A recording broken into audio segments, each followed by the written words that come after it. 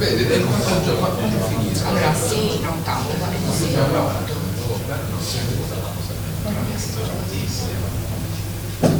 Così,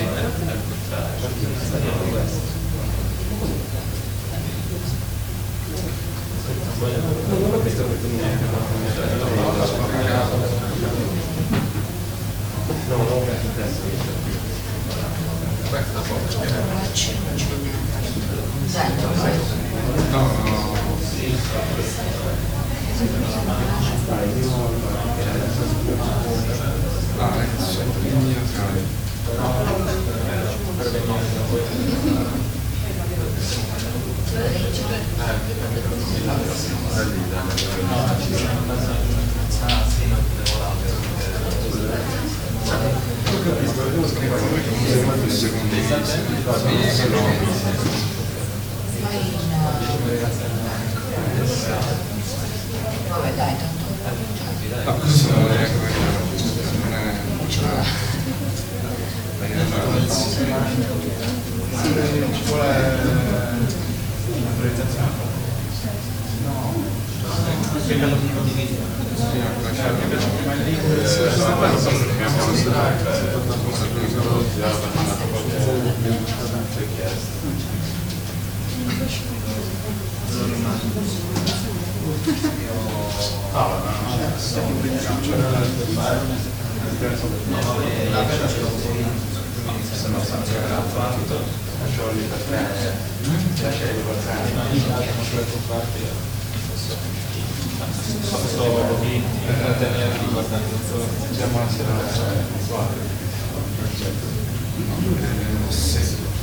Ci sono tutti gli iscritti?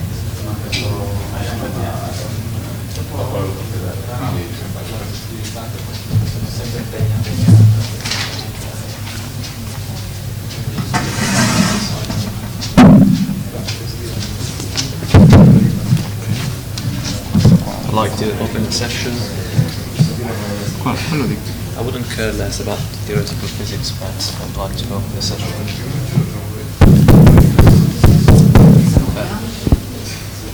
Ora c'è questo per le domande. Ah, li abbiamo caricati? No, abbastanza. Questo qua.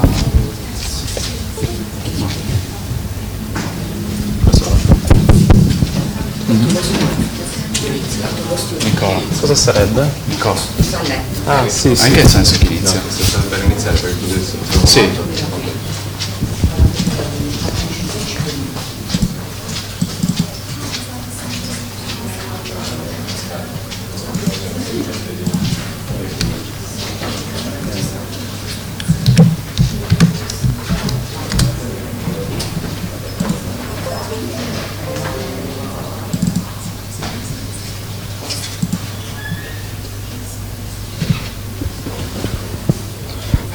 Okay.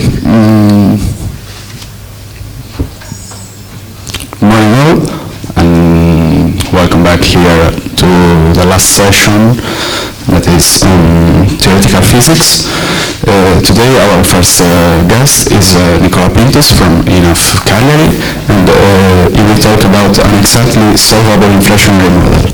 So, Nicola. Thank you. Good morning to all. And so I'm very happy to... Qual è il... questo? So cambiare le slide? No, Okay. cambiare le slide da qua. Okay. So I'm very happy to be here. And so today I want to talk you about my PhD work, published in collaboration with my PhD supervisor, Professor Salvatore Migneni of the University of Cagliari. And I don't give the details of this work because I'm a mathematician, so it is a mathematical work. First of all, I want to give you some background of this work. Firstly, I'll describe some geometrical properties of the universe, then the standard cosmological model and its shortcomings in order to understand why the inflation was introduced, and then I describe our model. So we know that the Big Bang theory is based on a cosmological principle, which states that on large scales our universe is homogeneous and isotopic. And the main evidence, confirmation of the cosmological principle, in particular of the isotopy of the universe, was the observation of the uniform temperature of the CMB. And another confirmation of this principle and consequently of the expansion of the universe was the Abel law. So the fact that our universe is isotopic and homogeneous means that its evolution can be represented as a sequence of isotopic and homogeneous hypersurfaces. And all these symmetries can well be described by the Friedmann-Lemaitre-Robertson-Walker geometry, where the line element is parametrized by this metric. We can note that the spatial part of this metric is completely dominated by this function of time, which is called the scale factor. Scale factor has a double relevance. Physically, it drives the dynamic of the universe, and geometrically, it represents the radius of the universe. So depending on the value of this curvature term, and depending on density, we can have three kinds of universes. For example, if the curvature is negative, we have an open universe which doesn't have enough mass to slow the expansion down, so this universe continues to get larger and larger with time. If the curvature is equal to 0, we have a flat universe which has enough mass to slow the expansion down, but this expansion doesn't stop definitely. So at some time, this expansion becomes imperceptibly. While in a closed universe, there's a lot of matter whose gravitational force slows the expansion down, and the radius size of this universe will reach a maximum at some point called, and at some time called turnover time, and then this universe collapses into an infinitely small point. Well, which are the assumptions of the standard cosmological model? Firstly, that the gravitational interaction is correctly described by the Einstein's equations. Then the gravitational field produced by forms of matter and energy distributed in an homogeneous and isotropic way in the universe is well described by the Robertson-Walker geometry. Then the gravitational sources can be represented as barotropic perfect fluid with the two components, that are radiation and matter. And then the cosmic radiation is in thermodynamical equilibrium state. But mathematically, the standard model is based on the Einstein field equations, where we assume that the gravitational source is a perfect fluid with energy momentum tensor equal to T. And we assume that the energy density and the pressure of the perfect fluid depend only on time and not also on the spatial coordinates because of the homogeneity of the geometry. And since we are interested in the scale factor, in finding the scale factor, if you solve these equations, you can note that only two components are dynamically relevant for the scale factor, and these components are the Friedmann equations. These equations relate the variation of the scale factor to the energy density of the perfect fluid, Well, these equations is called also acceleration equations. It means that without a cosmological constant, the presence of matter may cause an expansion of the universe. If you combine these two equations, you obtain this time condition on the energy density of the fluid. And this is not a dynamical condition because it is obtained from the combination of two equations. Unfortunately, the standard model has two bugs. Don't know. The flatness problem and horizon problem. The flatness problem arises because we appear to live in a universe which is very close to flatness. So the observed density parameter today is, I think, a little bit greater than 1. So if you rewrite the Friedman equation in terms of density parameter omega, you can note that this changes with time.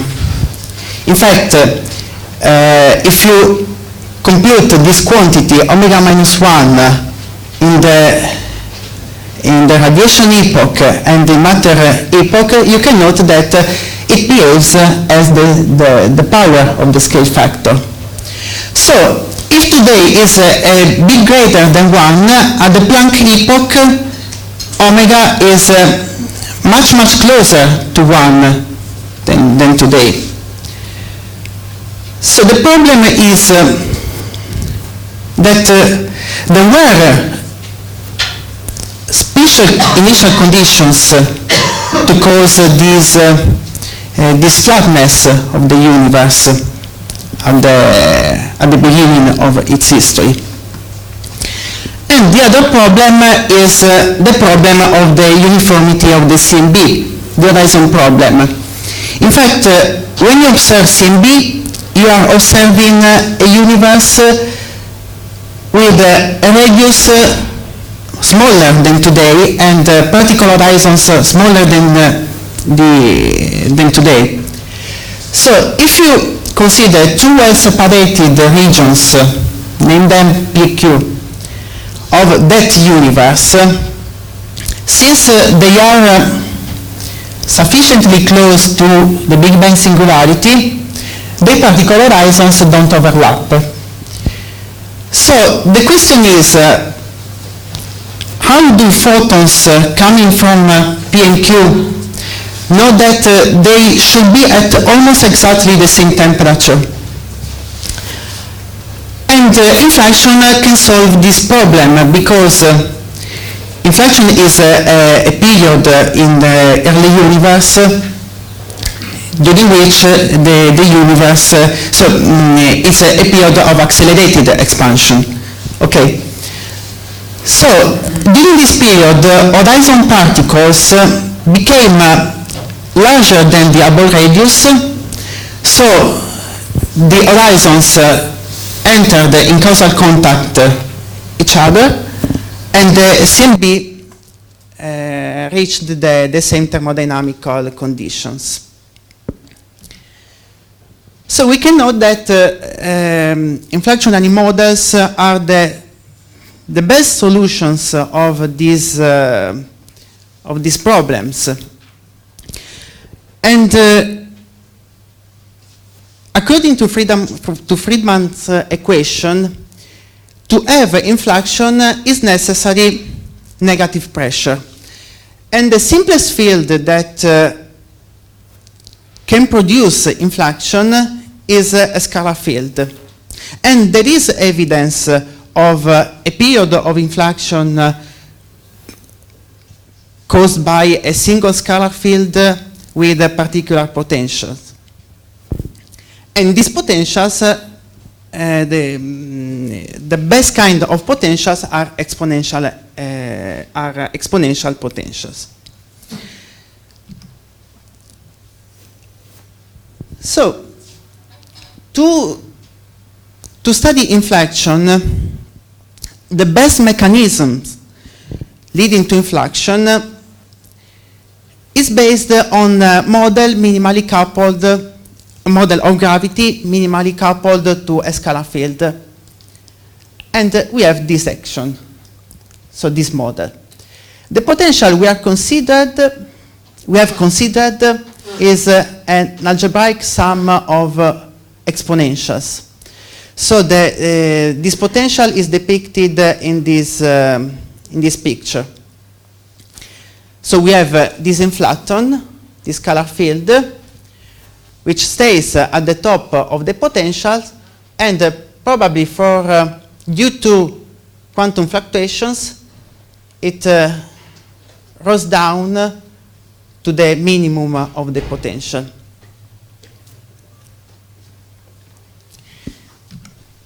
So since we are interested in homogeneous and isotopic cosmological solutions with flat spatial sections, we have parameterized the metric with this line element. A and B are a function of the proper time, and this is the flat space.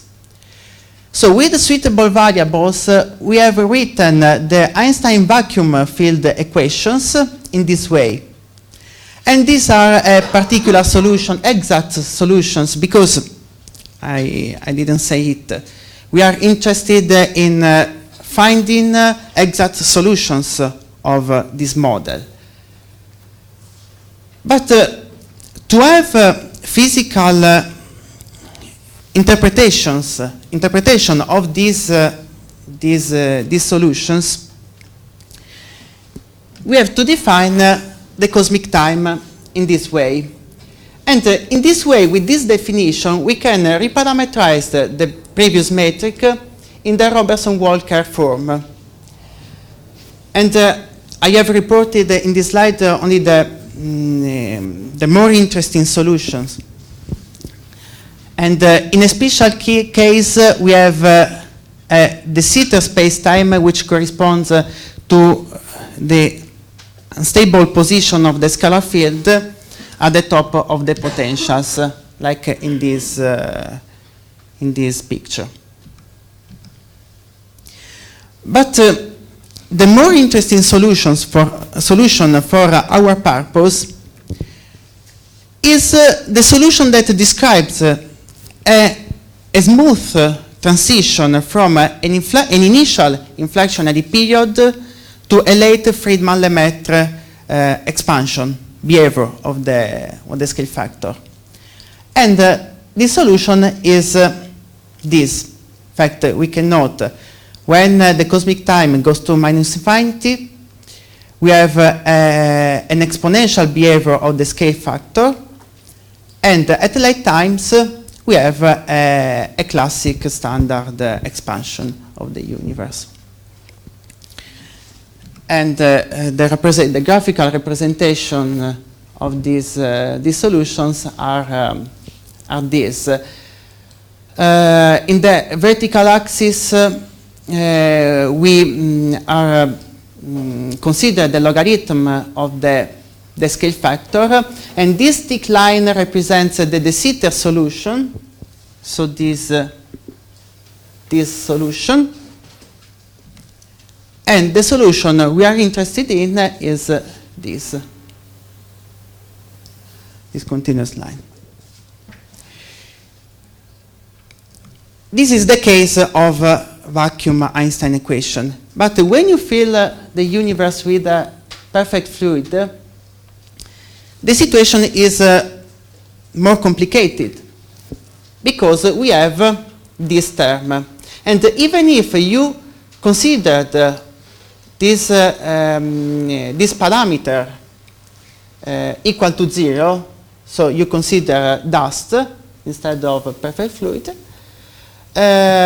we don't have an integrable system. So introduction of matter gives us a system that is not exactly integrable. In this case, you can study the properties of the solutions in an approximate way with the theory of dynamical systems. But I don't show this because it's a mathematical technique. So, but the important result is that also in this case, studying the dynamical system, we have obtained the same solutions of the previous case. So the situation is unaltered. So this is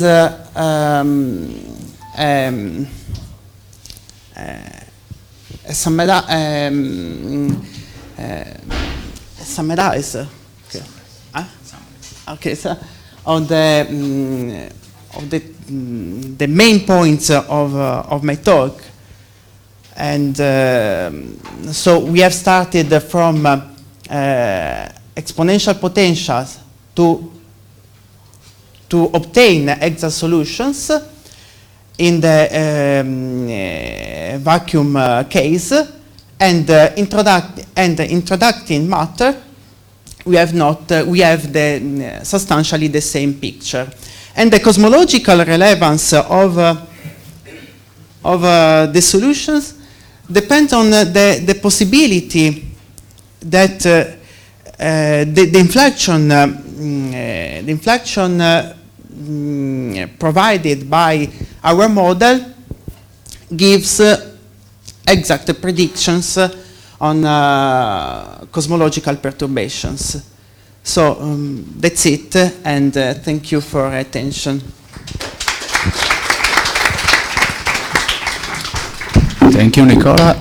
Are there any questions, comments, curiosities?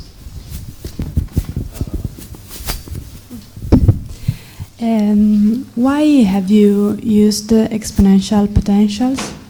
Exponential potentials? Yes. Because there's evidence that the single scalar field with this kind of potential cause inflection. And in this case, with exponential potentials, we can obtain exact solutions to the Einstein equations.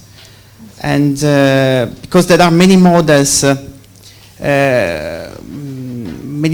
that don't give exact solutions. And in fact, if you, for example, if you generalize this potential, there's a work, a paper, where if you generalize these potentials, you cannot obtain exact solutions, and in this way you can study you can find solutions in approximate using, for example, the slow roll approximation. Thank you. Actually, there is also a connection between some holographic. Just a comment to motivate better your potential is because there are a connection between some brain solutions that can be analytically continued to cosmological solutions. So these models are useful in holography, basically, and then with correspondence you can generate cosmological solutions. So that's one of the strongest motivations for that. Kind of.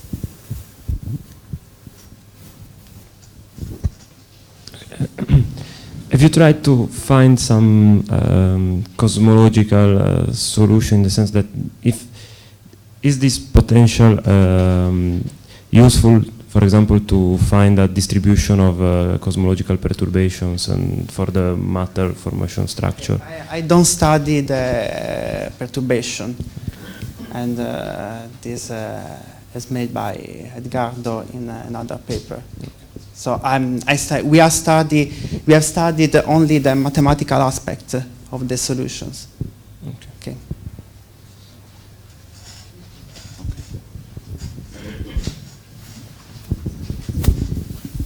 So can you tell something about the dynamical approach that you were talking before? Well, yes. So the technique is this. You define some variables depending on the system you obtain in this case. And these variables are first derivative variables in order to study the time evolution of the solutions. So in this case, you obtain approximated solutions, and the great thing is that also in this case you obtain the same solution, the same exact solutions substantially. Of the vacuum case? Yes, the vacuum case. Yes. Just time for a little comment, and then we have to turn to. If you study the evolution of the universe made by this potential, then at late times the universe is stable or not? In the sense that is this potential able to produce a stable universe? For example, if you take a massive scalar field for the inflation, then you have a good evolution for the universe.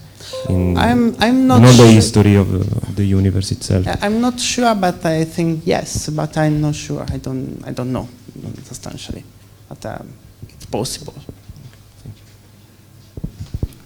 Okay, so let's thank again Nicola. Thank you.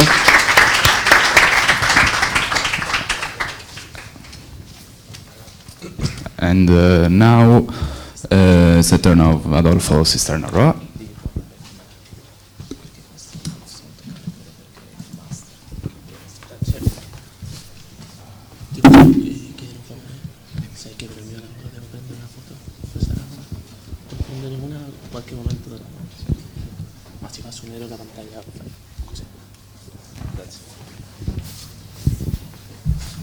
Okay, so first of all, let me express my gratitude to the organizers for giving me the opportunity to talk today.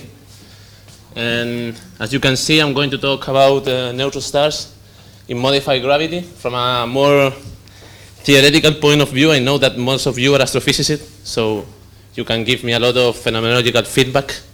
So take into account that I am a theoretician. So this work has been done in collaboration with people from Mons and people from Trento. And please, if you want to see the details, go to these preprint numbers. You will see all the construction we have made.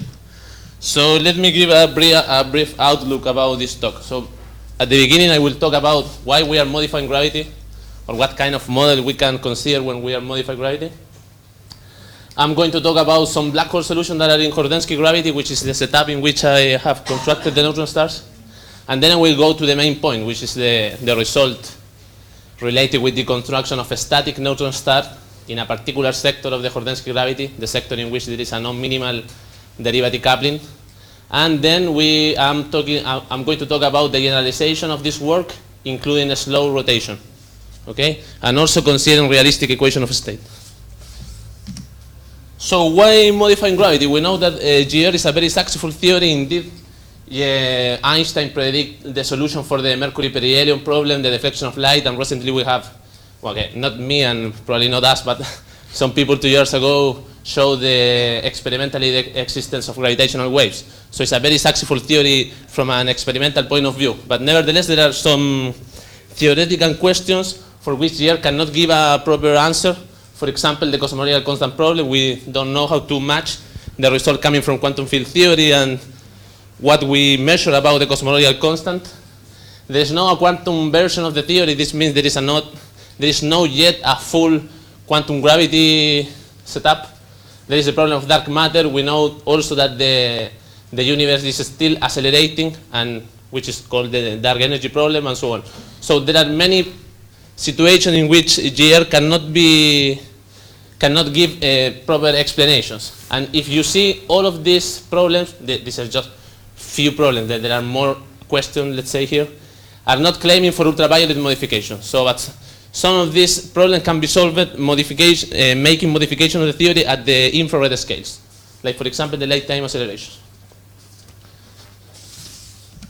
So if we want to modify gravity, we need to know why GR is so special, and GR plus a cosmological constant is a very unique theory. Indeed, it's a theory with diffeomorphism invariance. This means that the equation of motion are divergentless. The equation of motion are second order, avoiding mechanical instability like orthogonal instability. The space-time is 4-dimensional, and we know that just one field enters in the description of the theory, the metric field, which is massless in principle. So when we are modifying gravity, we can relax some of this condition in order to obtain different models, okay? And there are a lot of models. One of them more consistent than others, but there are a lot. And so I give here a little diagram about what people is doing in modified gravity.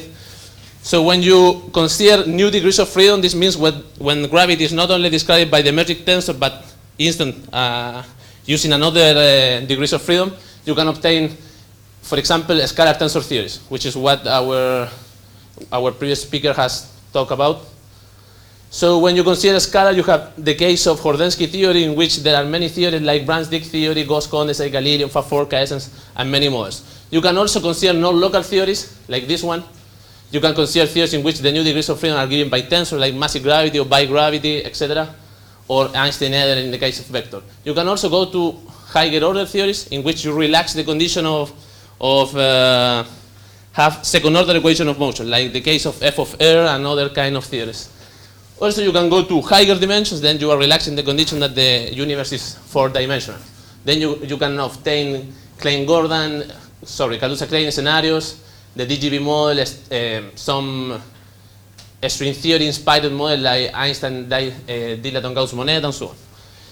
This talk is based on this case where you relax the condition that the only field entering the gravity description is the metric. So we will consider that apart from the metric, there is a scalar field which helps the metric to describe gravity, okay? And we will be working particularly on the case of Hordensky gravity in a particular model inside of Hordensky gravity. So let me tell you a little bit about the solutions on these models. So what is Hordensky gravity at the end? Hordensky gravity is the most general scalar tensor theory you can consider, with the equation of motion of second order in a 4-dimensional space-time and consider a Levi-Civita connection. This means that there is no torsion on the space-time. So just metric and a scalar field in 4 dimensions. The Lagrangian for Hordensky gravity was constructed by Hordensky himself in the early 70s, but the theory remains underground for a while until the appearance of Galilean theories. Galilean theories are some scalar field theories that appear in the decoupled limit of the DGB model, which is a brain-inspired model, okay? And when people covariantized the Galilean Lagrangian, they found this Lagrangian, which has been shown to be equivalent to the original Hordensky Lagrangian. So people is mostly working with this Lagrangian to represent Hordensky gravity because it's more easy to recognize some subsector of the theory. For here, each function is function of the scalar field canonical term, which is x, and you can also can add here dependence on the scalar field itself. But I have considered just with dependence of x because this Lagrangian in this way has a shift symmetry. So you can shift the scalar field by a constant and you obtain the same theory. Okay? Which is a reminiscent of the Galilean symmetry that is in the theory, but when it's defined on Minkowski spacetime. So here you can see many models. For example, this is GR plus something. But GR, when this function is different from 1, you obtain the term coming from Brans-Dicke theory. Here you have K-essence models. So generalize the kinetic term for the scalar field. You can have DGB model, and you have also a new term, which is this one, which is called the non-minimal derivative coupling term, where the Einstein tensor is coupled with the kinetic term of the scalar field. Okay? We will be working on this setup. So people start to look black holes here, but at the beginning was a non-Hertz theorem, so a theorem that avoids the existence of Hertz, of another property that may describe the black hole apart from the mass and the angular momentum and the electric charge. Okay, so in this case, here is related with the existence of the scalar field. So, but this non-Hertz theorem can be circumvented in some ways, and people found black holes. precisely for the model I'm talking today, which is the model with the Einstein non-minimal derivative coupling. So let me tell you which models are, I'm not going into the details of the solution, but just let me show you in which size of the Lagrangian there are solutions. So you can obtain solutions when this function gi of x contain positive power of x. This means positive powers of the canonical kinetic term, and you can obtain solutions in a site where there are negative powers. When you consider a particular selection for these powers, you obtain Einstein dilaton Gauss Bonnet gravity, and people found some numerical black holes there. Okay? When you go to the other side, to the side of the non-minimal derivative coupling, you have two choices. You can consider black holes which are not asymptotically flat. In this case, ADS, they have ADS asymptotic behavior, and you can obtain some solution we found here. And if you go to the asymptotic flatness solutions, you have two choices. You consider a theory which the kinetic term is the standard one plus the, let's see the Lagrangian. So you can consider this term plus a canonical kinetic term coming from here, let's say, and then you go to you follow into the conditions that avoid the existence of here through the non-here theorem. So you don't find black holes. Other ways is go to the model in which there is only a modified kinetic term. This means we are not considering this kinetic term. And then you find black holes, but the black holes you find here are still Schwarzschild black holes. This means that the solution is still the Schwarzschild black hole, but the scalar field is non-trivial. So basically what you obtain is that the energy momentum tensor is 0, but for a non-trivial configuration of a scalar field. And at the other side you have the Einstein equation, which are equal to 0 because you said that the energy momentum tensor is 0. So knowing that there were black hole solutions on this case, we start to look for interior solutions and trying to look what this interior solution means. So that is what we have done, and we found the construction of this neutron star. So the model we will be considering is the following. So the action is defined by the Einstein-Hilbert term plus cosmological constant, and here you have the contribution of the Hordensky term coming from the normal kinetic term, and the new kinetic term defined by the Einstein tensor, okay? And alpha and beta and two-dimensional full parameters. So if you compute the equation of motion, you obtain the equation of motion for gravity. This means Einstein tensor plus cosmological constant plus this vector, this tensor h mu nu, which has this form, which is the contribution coming from the coupling with the Einstein tensor, and then the kinetic term. And you obtain the equation of motion for the scalar field, which, because the Lagrangian has this shift symmetry, the equation of motion corresponds to a conserved current. So there is a conserved charge here, okay? And you obtain these two equations, and you can integrate the system in different cases. So if you consider a spherically symmetric ansatz for the metric, and you also consider that the scalar field is time dependent, I know there are many details here, but believe me that if you put this ansatz for the scalar field, you can obtain the solutions I told you about with the Stell black hole, okay? Where Q is a constant that you obtain when you integrate the equation of motions, okay? So if you use this ansatz for the scalar field, where there is a linear time dependence, and for the metric, and you go to the case alpha lambda equal to 0, this means you don't consider the cosmological constant, neither the usual kinetic term, you obtain the solution I have told you, the black hole Stell with this scalar field which is non-trivial. Okay, so on that model we have constructed the neutron star. So why we were looking for these solutions? Well, we know, okay, you better than me, that bulk properties of neutron star can be used to constrain proposing equations of a state at nuclear regime. And we know that rotational instability can produce gravitational waves. So it's important to study this kind of objects.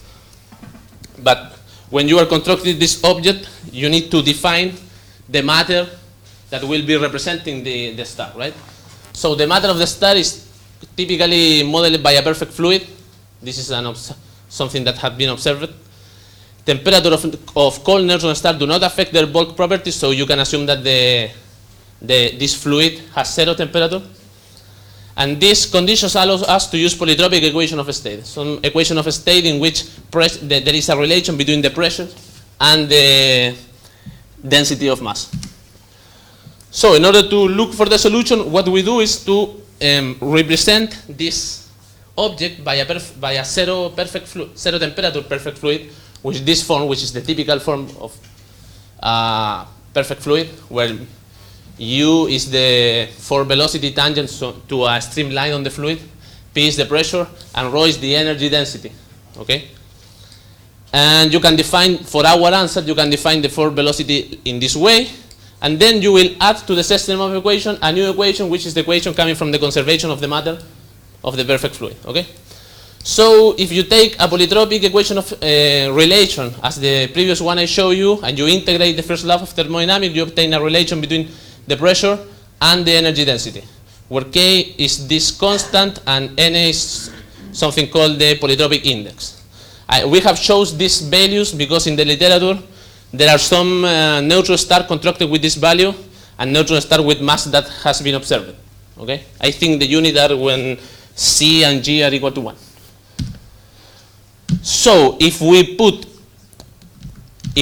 this answer on these equations for alpha and lambda equal to 0, and we consider the energy momentum tensor given by the fluid that I have shown you, you obtain the following equation of motion.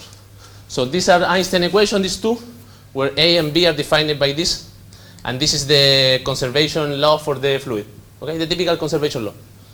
And remember that Q is the parameter that controls the line time independence of the scalar field, okay? So we need to solve that equation in order to see if we can obtain compact object that could represent at some point neutron star.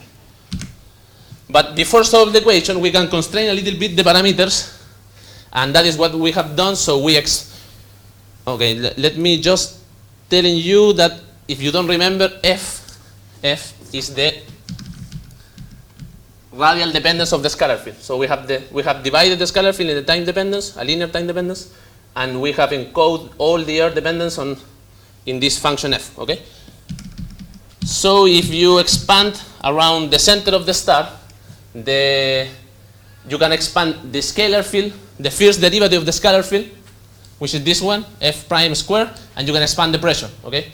Where we have put the following, the typical boundary conditions, like F of 0 is equal to 1, in order to define time, if B prime is equal to 0, in order to avoid any term that can that may singular the equations.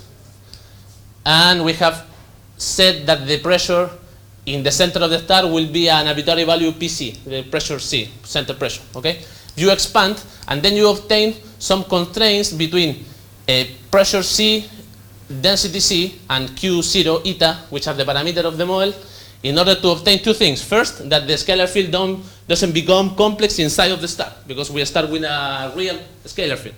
And second, that we will have a pressure that is not growing up till infinity, because at some point our pressure needs to go to 0 to obtain the star, because otherwise you cannot define the surface of the star where pressure is equal to 0, right? So both result, in order to satisfy these two conditions, for eta positive, this is for a positive coupling, you obtain this constraint. So eta q squared should be less than 1 over 2 pi, or this can be put it in terms of the gravitational constant, which is 1 over 16g. And for the negative case, you obtain this constraint. Okay, and both constraints can be put in a plot where you can see that you can obtain a compact and real configurations for eta positive in this side of the theory. Okay, and you can obtain the same real configurations and compact configurations for the negative case from here to minus infinity. Okay, so and you can see that this square is the typical square for neutron star with mass close to the sun. So our configurations are encoded a little bit on some, they have some reality at the end. So then, after we have constrained the parameters, we solve the equation. How do we do it? How we do this numerically with any simple program to do that? And then matching the lapse function and its first derivative on the surface of the star, you can compute the mass. Okay, like an electrodynamic problem when you compute the discontinuity of the electric field, right? So if we solve that equation and we can found the mass-radius relationship, and we can find this, where you can obtain the continuous black line is GR. So the typical Tolman-Oppenheimer-Volkov equations.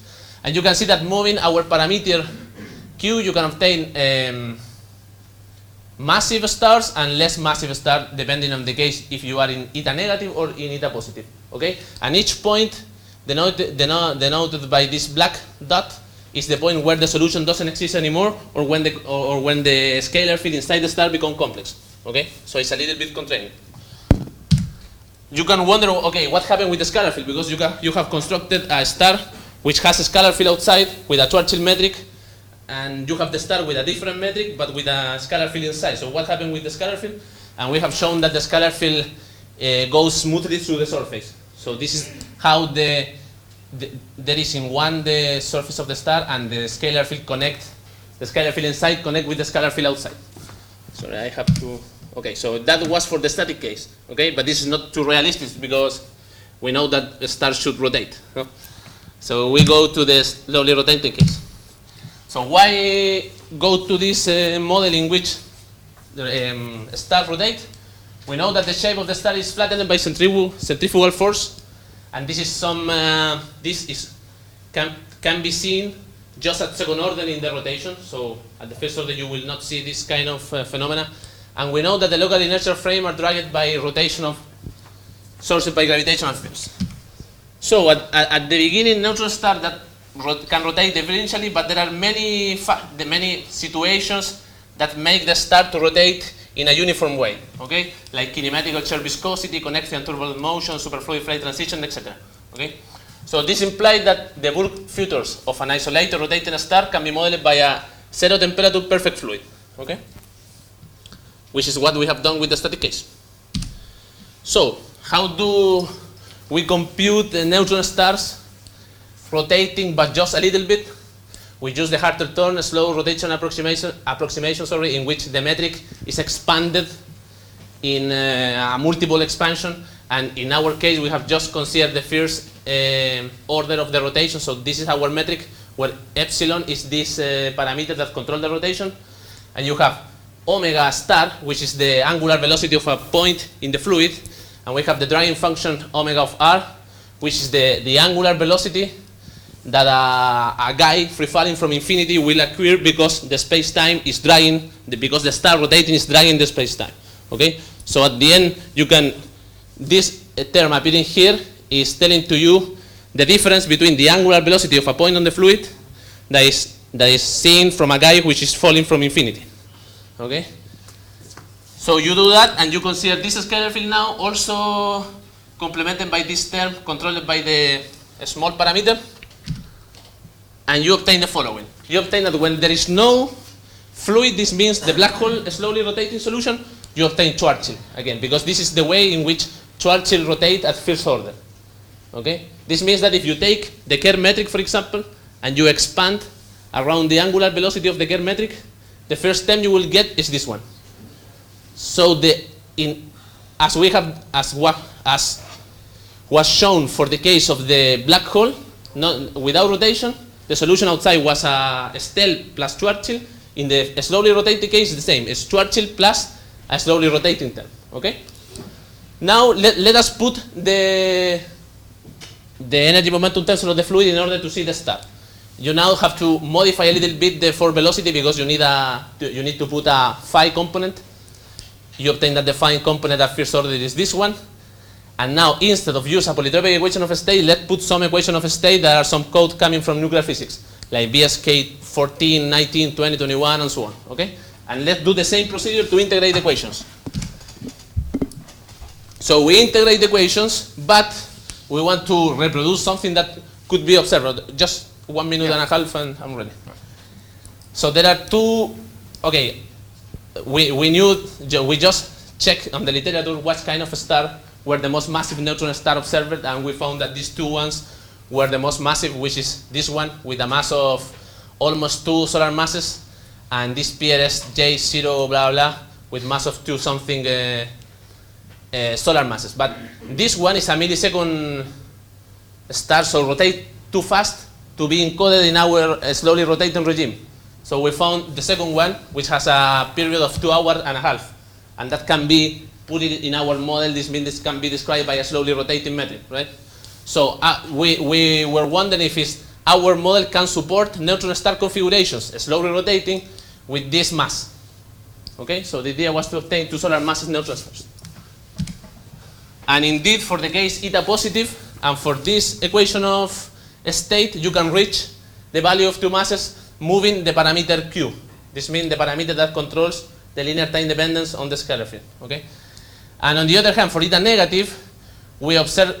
And this tree shows two solar masses solutions. But the other three mentioned in the equation of state, they are not able to reproduce two solar masses. Okay, but if you go to the negative case, all of the equation of state can reproduce two solar masses, and this can be shown in the following plot. So for the first one,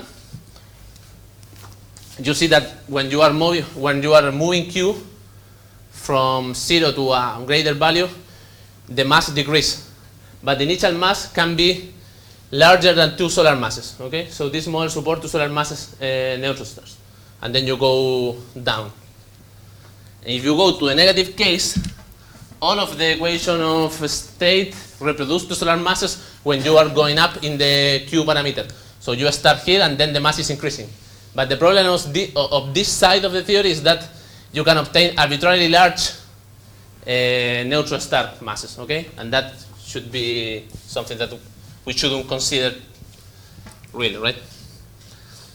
So that's, we have also computed the inertia, and the inertia most for the positive case and the negative case, and happens something similar with the mass. If you go too farther in Q, you obtain infinitely large inertia for this object, so it's not too realistic. And we also consider that the most realistic case is eta positive. And moreover, you can put some constraint on the maximum value that Q can take for a given equation of state in order to have two solar masses, neutron stars. So for example, take BSK20, and you want to construct two solar masses neutron star, then you can, the maximum value of Q, we have found the maximum value of Q you can use in order to obtain this star with two solar masses. And we did this in the positive case for BSK20, 21, and EOS SL. Okay? So basically, we have a model with an arbitrary parameter, which is Q, or the combination Q eta, and you can constrain that value thinking on a more phenomenological question, which is, can we reproduce two solar masses neutron stars? So just let me give some conclusions. So we have constructed a static and slowly rotated neutron star with non-minimal derivative coupling. In both cases, this means in the static and in the slowly rotating, the solution is the Schwarzschild solution. So any test outside the star will satisfy solar system test. In both cases, we have given constraint for Q0. In the first case, we have constrained Q0 in order to have real and compact configurations. And then we have, again, constrained Q in order to get second two solar masses neutron stars. Okay? And we also, for our rotating solution, we have considered tabulating equation of state. And for each equation of state, we may found the value of QP in order to satisfy this astrophysical bound. So, grazie mille.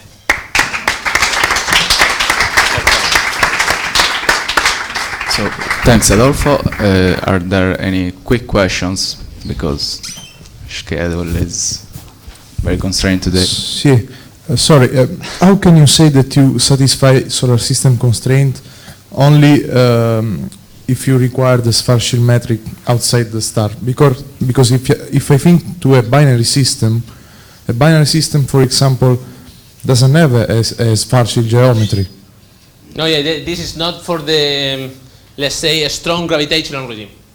So at this scale, you will satisfy at solar system scale, for example, if you compute the deflection of light or something like that, you will obtain the standard result. But if you go to a strong field regime, then you will not have the same. You will not, you cannot explain that model with this system. Okay. So there is people working on a strong field regime for this kind of model, but it was not the aim of this work. No, I was just thinking about the fact that the tight constraint that we have on GR came from the study of binary systems, so which have not a Schwarzschild metric. Yeah, I understood that. Yeah, there is people which is looking for new constraint of this model coming, for example, from gravitational wave emissions or something like that. As far as I know, nobody published anything on that direction, but I know there's people working on it. Yeah, sure. But I don't know. There are no conclusive answers yet. And just another curiosity: why did you, in principle, consider a non-null cosmological constant when you are studying a neutron star? Why I put it to 0 or why I didn't put it to 0? Yes, I understand why you put it to 0. Yeah, but we put 0 because in that side of the model, when let me. Can you please? Thank you. Yeah, I mean a cosmological constant shouldn't have any effect on a neutron star. I mean. Yes. Okay. So first we have moved to that side because the solutions there are well behaved. Okay. So if you go to this side, when you have asymptotic flatness, then you can obtain the Schwarzschild-Stern solution. If you go to the other side where there is no asymptotic flatness, you go to another side which is more complicated, where you can put a cosmological constant. Indeed, the cosmological constant is absolutely necessary in this side because otherwise you obtain complex scalar fields. Probably you can try to solve the equation also in that model, but the problem is that the scalar field is not well behaved on these solutions. So the already known solutions on this model and the well behaved one are in this side of the theory with alpha equal to 0. And then if you make the cosmological analysis of this model with a perfect fluid, like for example what he did before, you will see that once you are considering lambda equal to 0, that implies that alpha should be 0, and then you don't have to take any normal kinetic term. So there is a kind of relation between alpha and lambda. Because at the end, what happened with this black hole is like they have a kind of self-tuning property. So if you have an arbitrary cosmological constant on the space-time, and you put a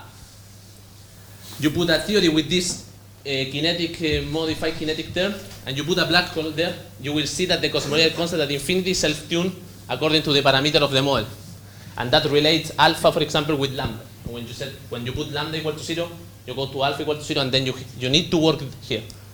You can try to do this, but apart that is more complicated, solutions doesn't behave well there. Thank you very much. Okay, maybe we can conclude here because it's too late, sorry, but you can enjoy other questions during the coffee break, I mean, and it's time for another guest. So, thanks again, Adolfo. Okay, grazie. And now, Monika Richter from University of Silesia, Poland.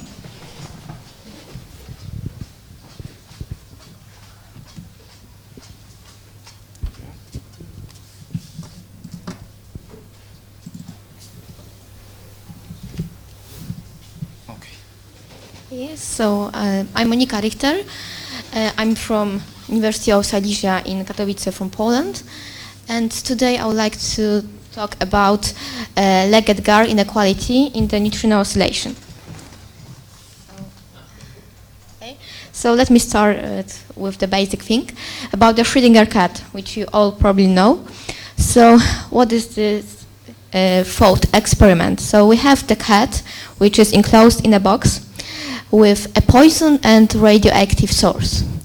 And we have also a Geiger-Miller detector.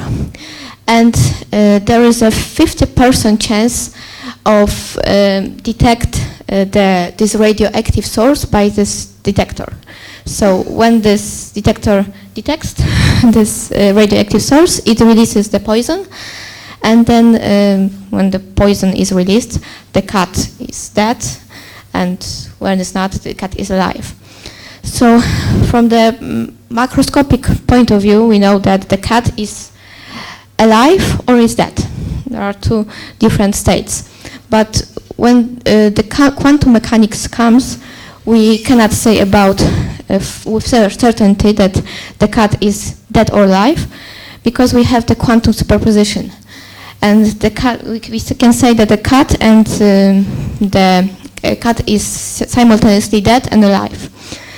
And it's a weird property of quantum mechanics. Okay, and in order to test if this picture is true, if the quantum mechanics is a reality, there were some tests which were performed in, I guess, in 80s. But before that, in the 30s, I guess, there came EPR paradox. So this Einstein, Podolsky, and Rosen, who doubted the quantum mechanics. And they suggested the following experiment. So we have the particle of spin 0, and this particle decays into two particles of spin 1/2. One particle goes in one way, the other in the other way, and both are detected by Stern-Gerlach detectors. And this Stern-Gerlach detector, of course, measures the spin as projected along some axis. And what it turns out that if one measures spin 1/2, spin projection, of course, in the first detector, then we know simultaneously the result of this experiment in the second detector. So if you measures 1/2 in one first detector, we know that we have -1/2 in the second, and vice versa. So what is the explanation of that? And there were two possible explanations suggested by Einstein. So is there spooky action at the distance? So is there any interaction between these two detectors in such a way that one particle informs the other particle in which state is it? And this would imply the violation of the special relativity, because this interaction would have to be transmitted with the velocity greater than the velocity of light. Another explanation is that the values of the spin projections are preset and only revealed by the experiment, like in our world, in the macroscopic point of view. And it turns out that such answers are not good, because this is the weird property of quantum mechanics, that the theory is not local. And it's especially revealed in the case of entangled states like that. So how to test if this, because these are possible explanations, and they were tested, right, by Bell. Bell found out the way to test this, if the quantum mechanics is true or not. And what he suggested was very similar to the previous case in the EPR paradox. So once again, we have a particle of spin 0, which decays into two particles of spin 1/2. And there is Alice and Bob, which are simply the Stern-Gerlach detectors. And Alice can measure the spin as projected along two axes, Q and R, and the same for Bob, which can measure the spin projected along S and T. And of course, the result of this measurement can be plus or minus 1, because we have spin 1/2, so we have two possibilities. And what happens here, Bob and Alice chooses the axis randomly and perform their measurements simultaneously. And from the result of our experiment, we can construct the following quantity, which is called the delta here. And when you calculate this delta, because every quantity here, Q, S, R, and T, can take only two values, plus or minus 1, we find out that the delta can only take two values, plus or minus 2. Okay, and now we can move to the classical probability theory. We assume we have the joint probability distribution of our results, and we can calculate simply the expectation value of our quantity. which is simply the probability times the our result of measurement, right? This quantity is maximally equal to 2, so we have constraints on this expectation value, which have to be less or equal to 2. And during this derivation, we assume that we have this joint probability distribution, which can lead to another two assumptions. So we have two locality, so we haven't got a spooky action at the distance. And we have objective realism, so the values of our quantities are preset before the measurement. Okay, so this about the Bell inequality, which was tested in, like I said before, in 80s. And it was revealed that this inequality is violated by quantum mechanics, because this expectation value can be equal to 2 times square of 2, which is bigger than 2. This is why this kind of inequality is violated.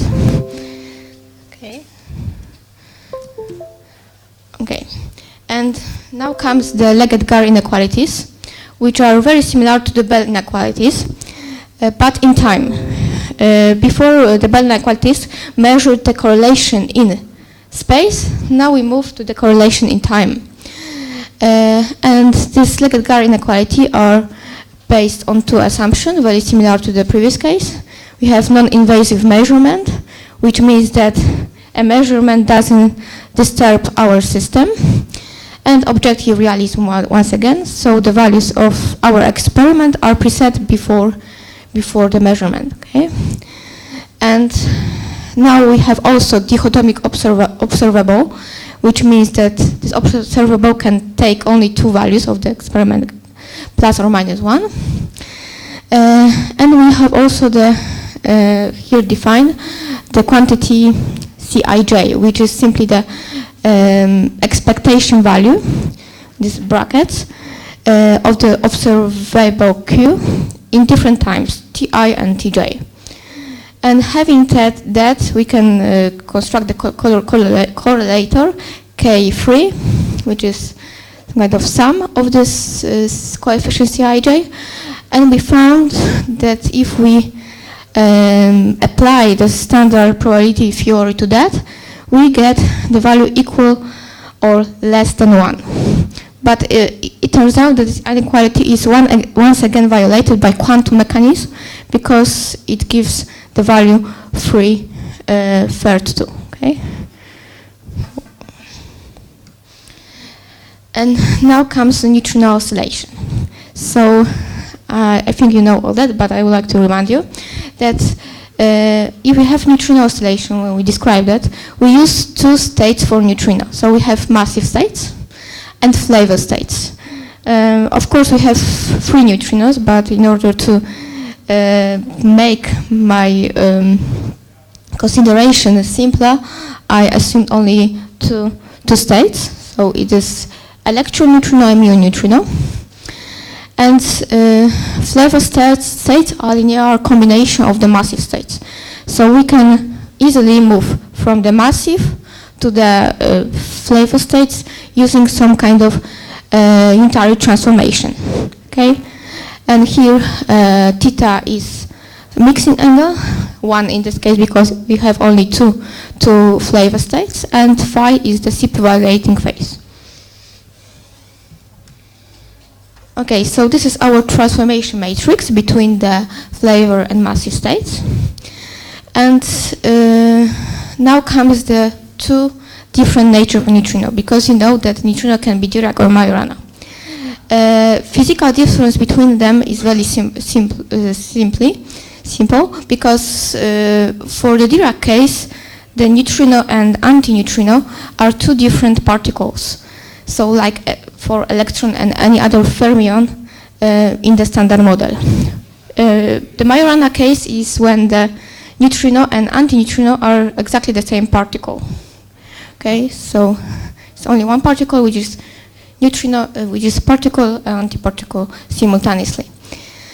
And mathematically, Dirac and Majorana nature is distinguished by this CP violating phase here.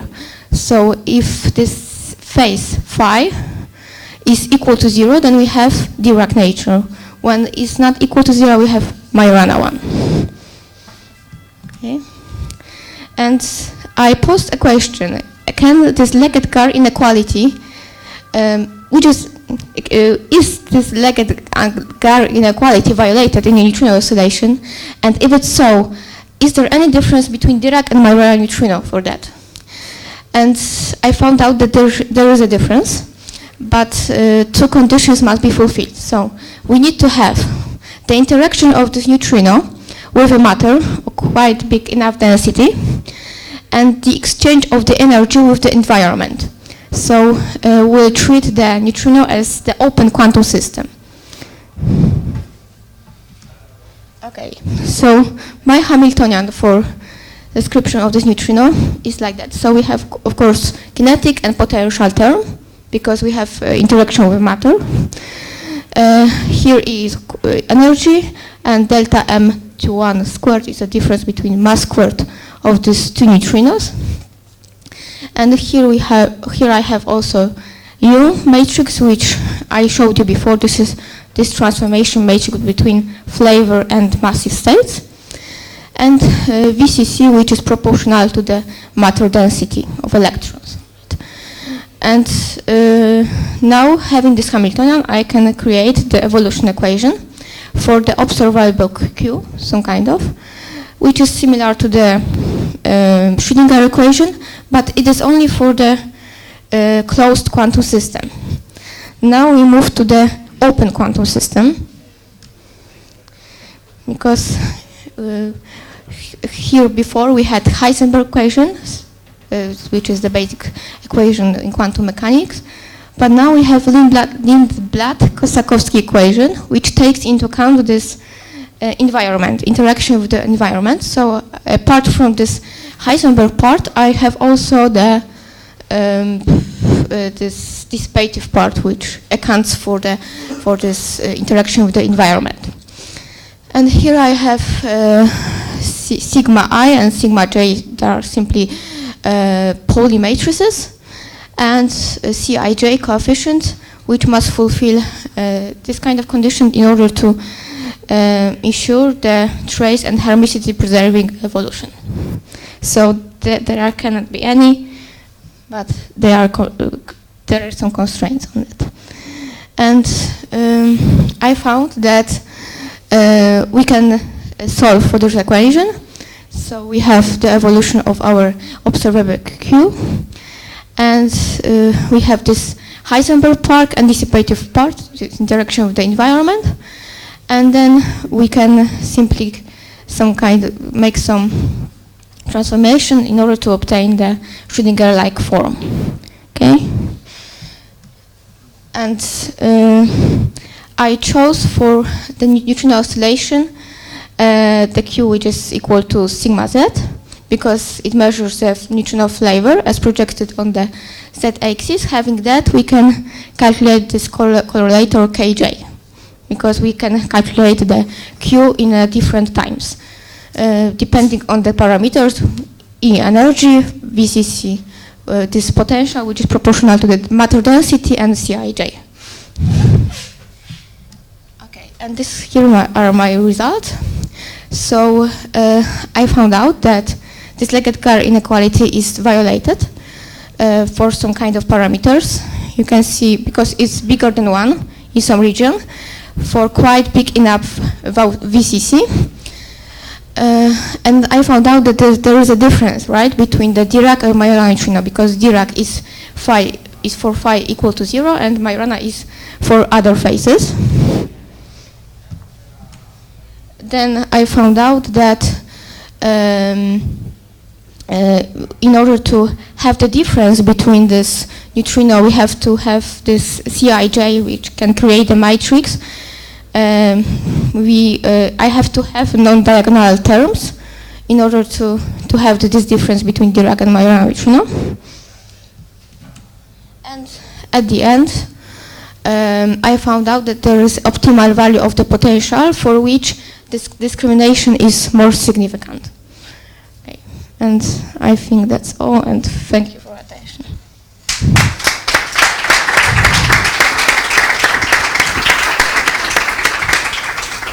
Okay, are there any questions, curiosity?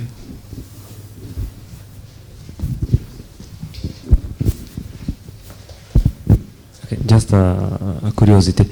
Have you ever tasted this inequality for every flavor of neutrinos? In the sense that is for every, you mean free flavor yes, of neutrinos? exactly. No, because it would be a little bit complicated. It would generate a lot of parameters more. So this is why I only consider two neutrinos flavor. Okay. Some other questions, comments? No? Just a little curiosity. You said that the basis of the Legge-Garg inequalities, you assume there is the measurement does not perturb your system. Yeah. But of course, when you have the interaction between the environment and the system, you have to perturb the system. Of course. Yeah. So Legge-Garg inequality is like you have to violate also this assumption in order to violate. Yes, okay. yes. Just I violated here because I okay. showed you this was bigger than 1. Okay. Okay. Okay. Thank you. So I think we can thank again Monica. And now it's time for the coffee break.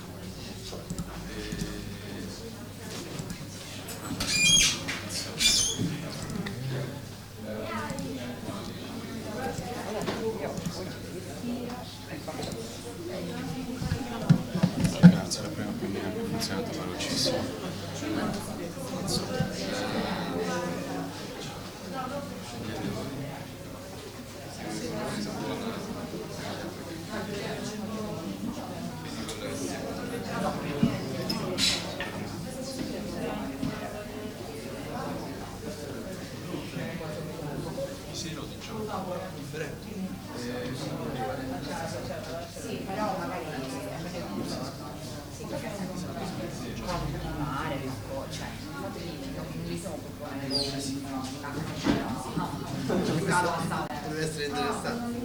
Prendi sì. Cioè praticamente una cosa per oggi giorno.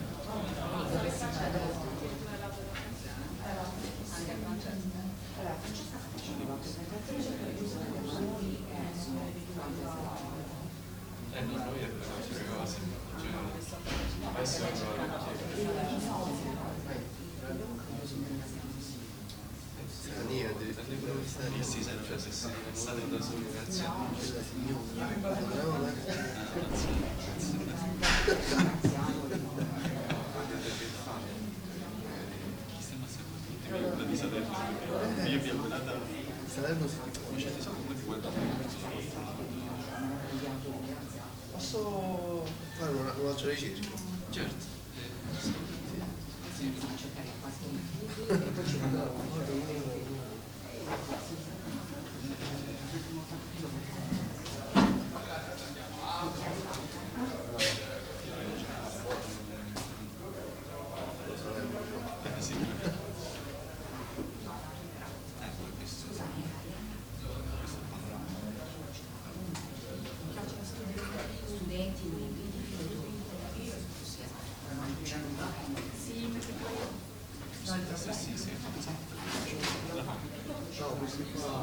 io adesso mi sfoglio. Questo è qua. Questo è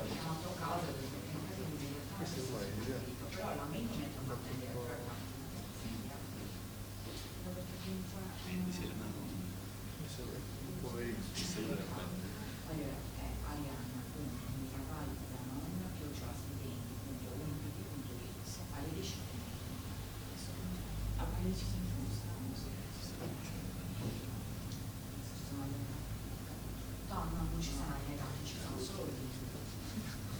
No, fammi sapere.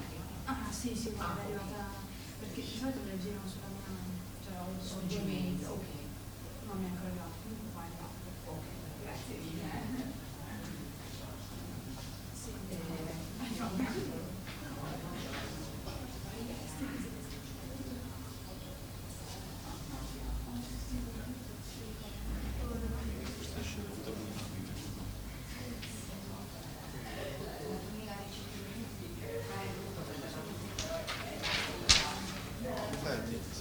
Avete provato?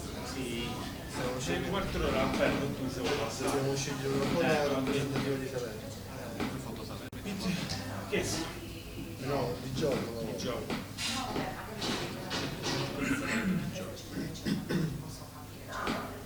Però io non posso stare qui, è brutto, dietro c'è un video che sta andando in diretta e io così adesso già a un certo punto c'è un segno delle mani alla fine, no, no, mi sta mettendo a un certo punto oggi che esiste 5 minuti, il metodo perché alle 10:25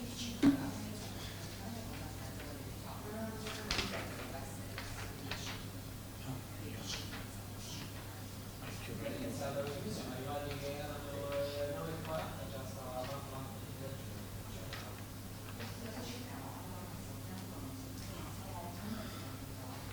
si vede che siamo qui per siamo arrivati in tempo. Questo è il figlio, Sì.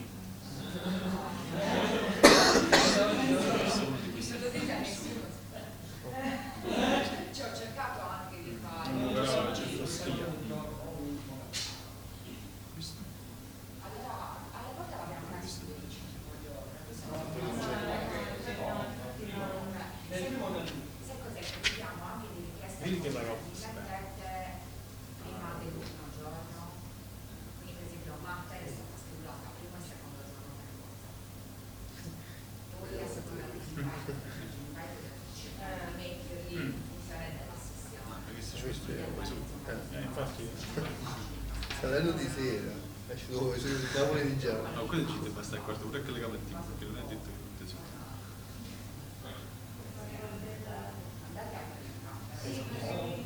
Che sei morti? Sì, Sorrento Positano, ma... però non è Salerno. No, la sapendo poi, no. Lo penso però c'è, però si è contento di più, si è contento anche di, per esempio Amaro, cioè non so se vogliono Salerno. È buono. Alla fine, secondo me mi metto a salire. Una foto non è che... Una foto che c'è un maggio. Buon infatti. Non è che maggio. C'è una foto non mi Quindi io scendendo da lì, non va perso. una della seconda poi l'ho vista.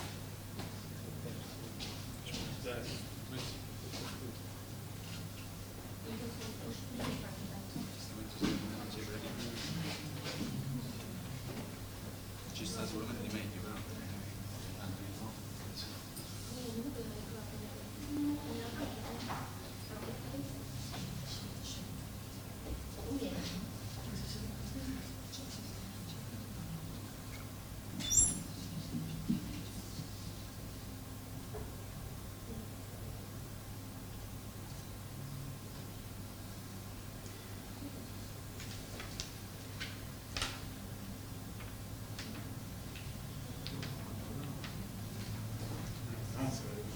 Non siamo vigilati. Salerno, panorama. Salerno non ci fa. Panorama d'Italia.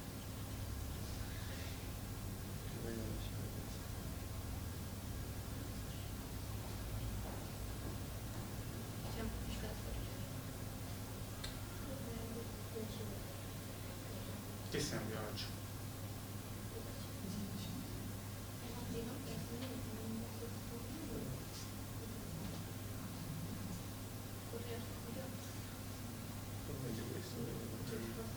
Ma questo è più luminoso, quindi chiaro.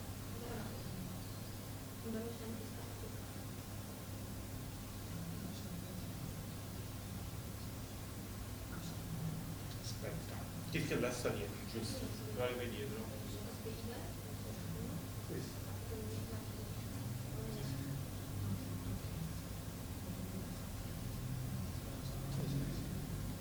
Che in quello c'è pure verde, lo vedo, quello.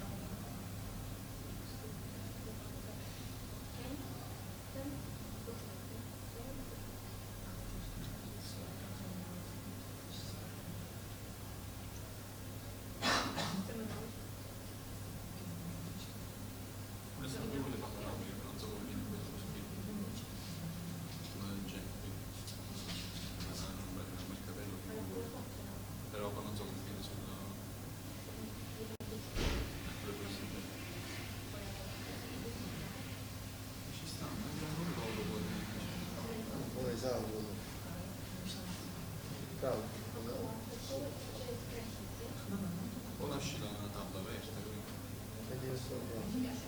dove le sa? Cioè, salvo in che senso? No, però poi c'è immagini salvate, penso che poi... sì, diciamo. Ma che sta su Cristo? Senza insomma.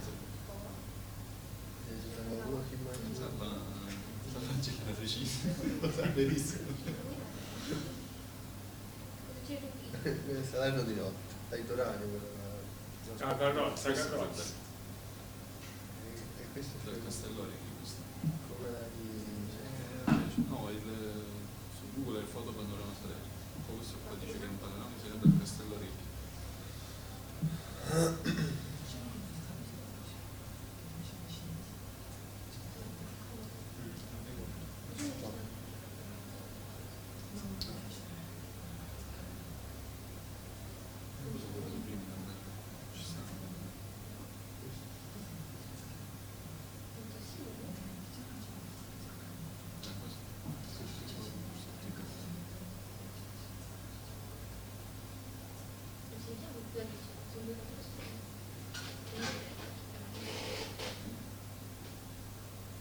Una visita al Castellore di CS proprio panorama. hanno portato a fare. No, sì, tutti questi aiuti ci facciamo. Chi è? Sapessi questa qui. Mi sta portando i paesaggi, ovviamente.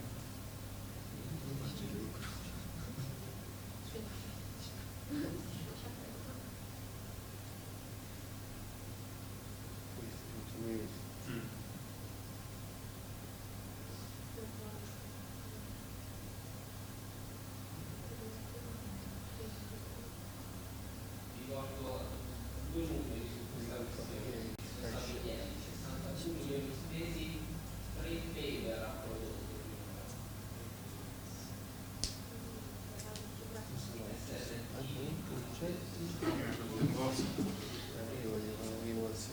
Pensavo ci 56 volte.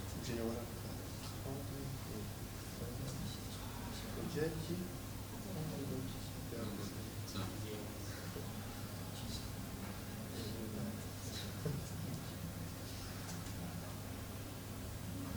Se no metti sul foto panorama Salerno, metti immagini, poi la immagini.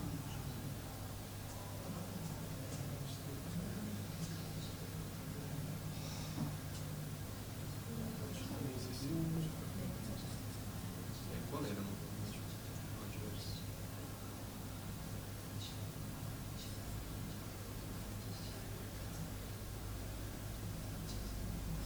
Ah, stava sotto una panoramica. Ma poi dice, non sappiamo se l'evento...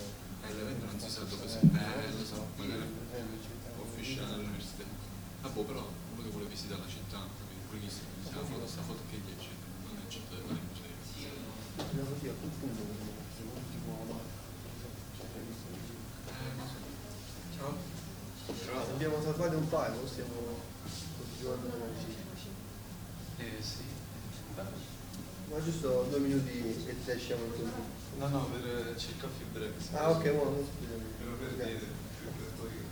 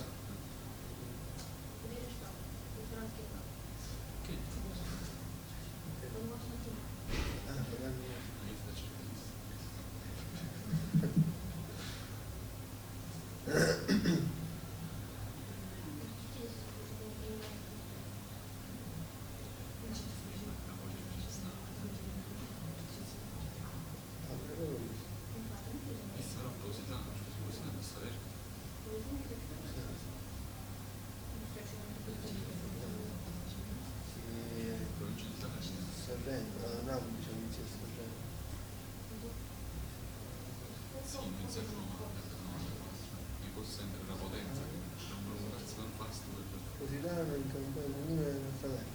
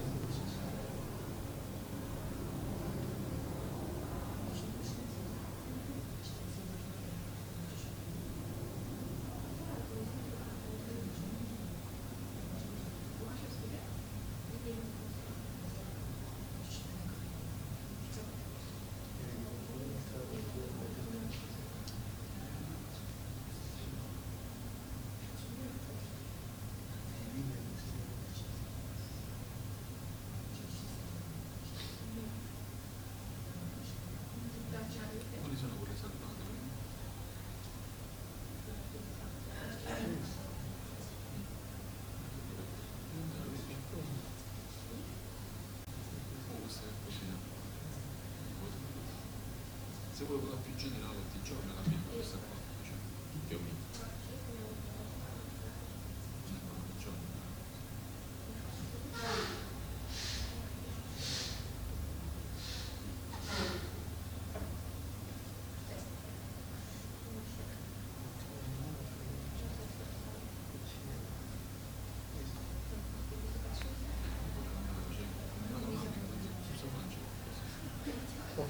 Ti stava guardando che fa?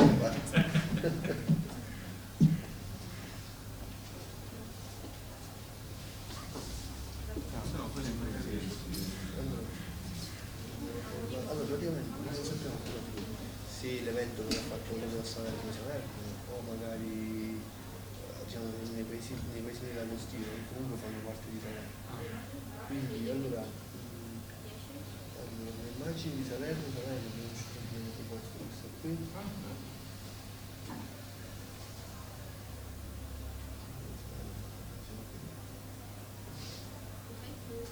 Nel sito. Va bene, nel caso questa qui, oppure questa qui. Questa qui invece diciamo fa parte della questione nostra, che non credo che veramente si daranno così economicamente un po' proibitivo. E poi questa qua con il fotocamera però non so se vedrà. No, mi ho visto sulla slide, viene bene. Magari a te dentro quando sei? Dentro oggi? Sì, quando finisco devo dirlo. Allora, adesso devo parlare con i ragazzi qua fuori che hanno fatto una cosa simile. Però questa a me piace. O questa forse si vede poco, perché è tutta molto chiara. Facendo 60 gradi, cioè è panoramico, quindi si vede nada, forse questa. Questa si vede più. A me piace più questa, dire la verità. Sì, questa è stata la prima che abbiamo scelto. Quindi o questa o questa. Questa qui però è bella, però è positano, però non è Salerno 5, o comunque va bene, io direi o questa, sì, o questa. Grazie.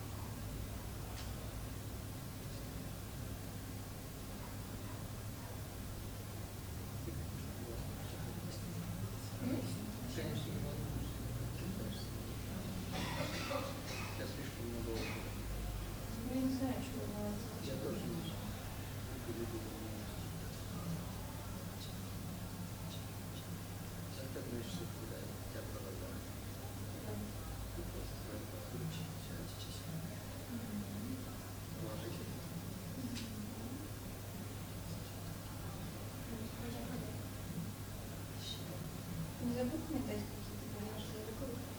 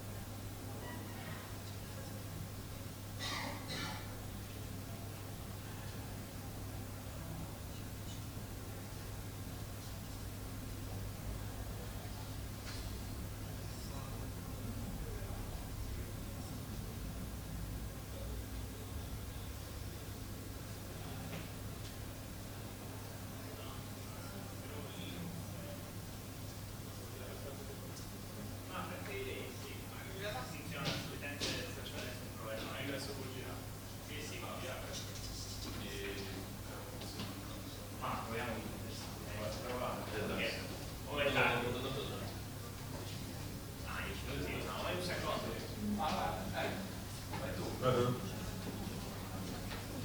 volta che lo provo funziona, poi la volta che lo provo funziona.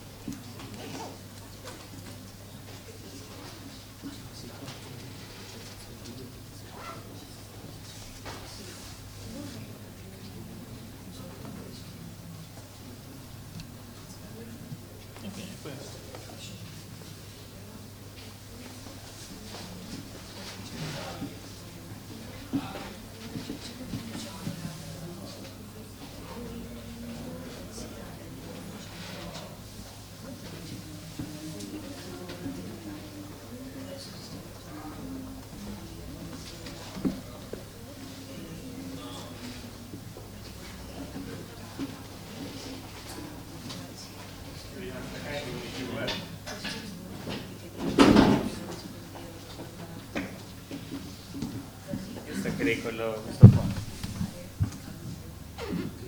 Perché poi questo va, e questo è il tutto. Ah no, aspetta, questo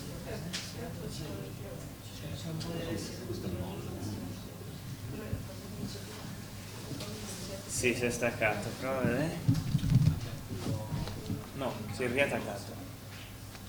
Si è un attimo staccato e poi si è riattaccato. No, qui non è quello, con riattacchetti. Ma scusa, questa roba qua, dove questo viene da... Ah no, questo allora, questo va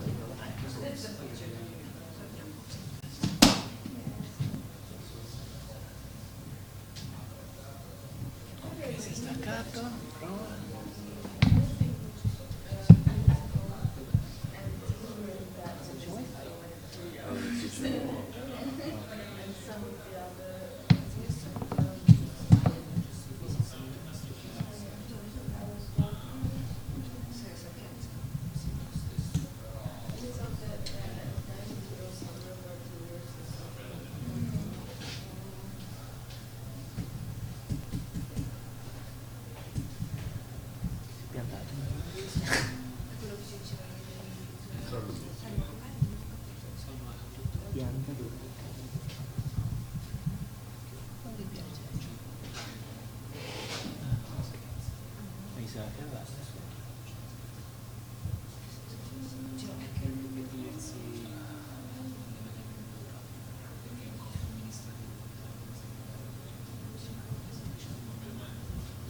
Okay.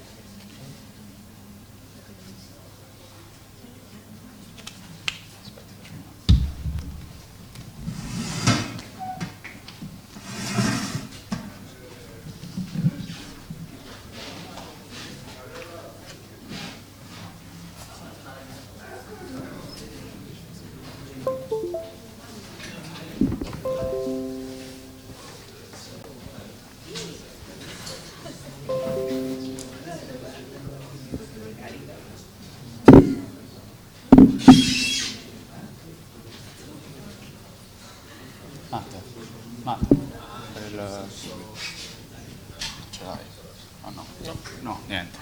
No, aspetta, lo passo. No, no, c'è in giro. Sì, è in giro.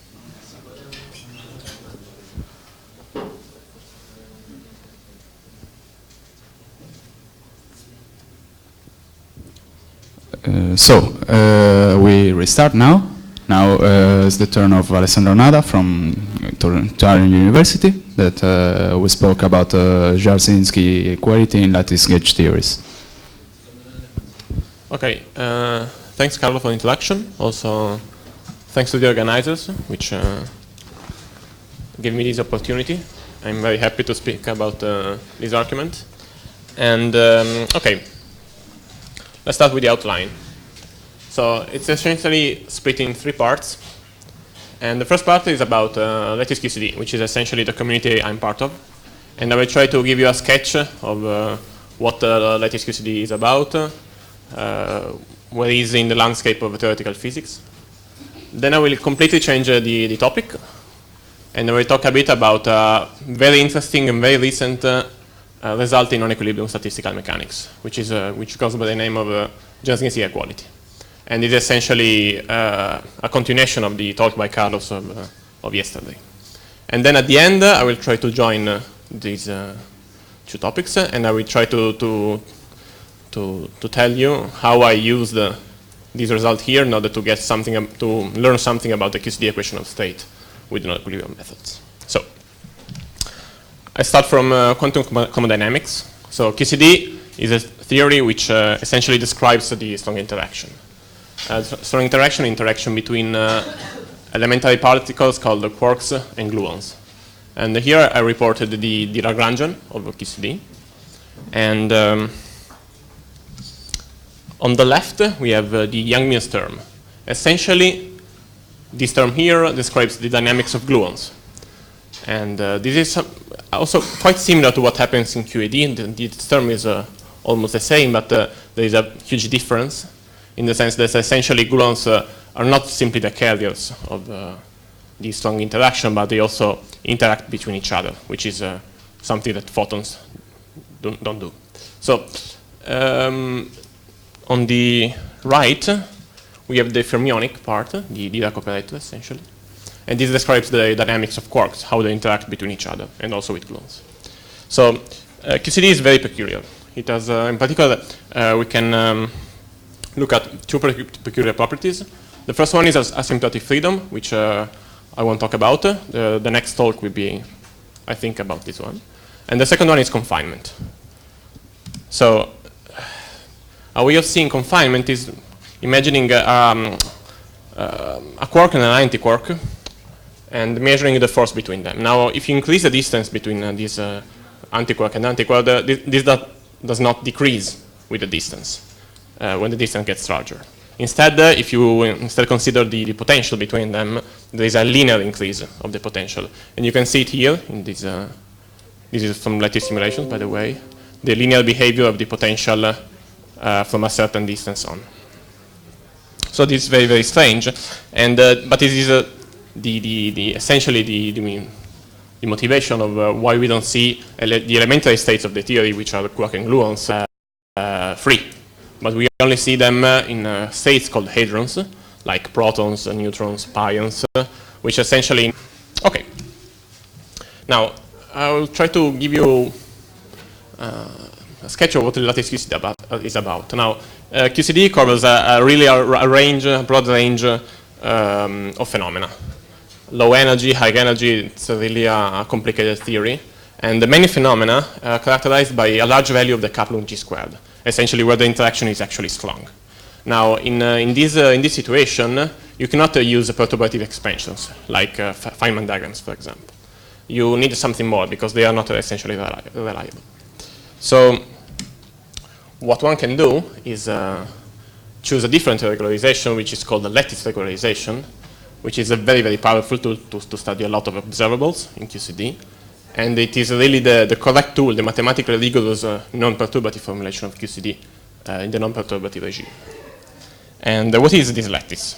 So essentially we are trading our continuum spacetime with an hypercubic lattice, Euclidean lattice, with some lattice spacing, of course. And we are putting our variables, the one from the Lagrangian.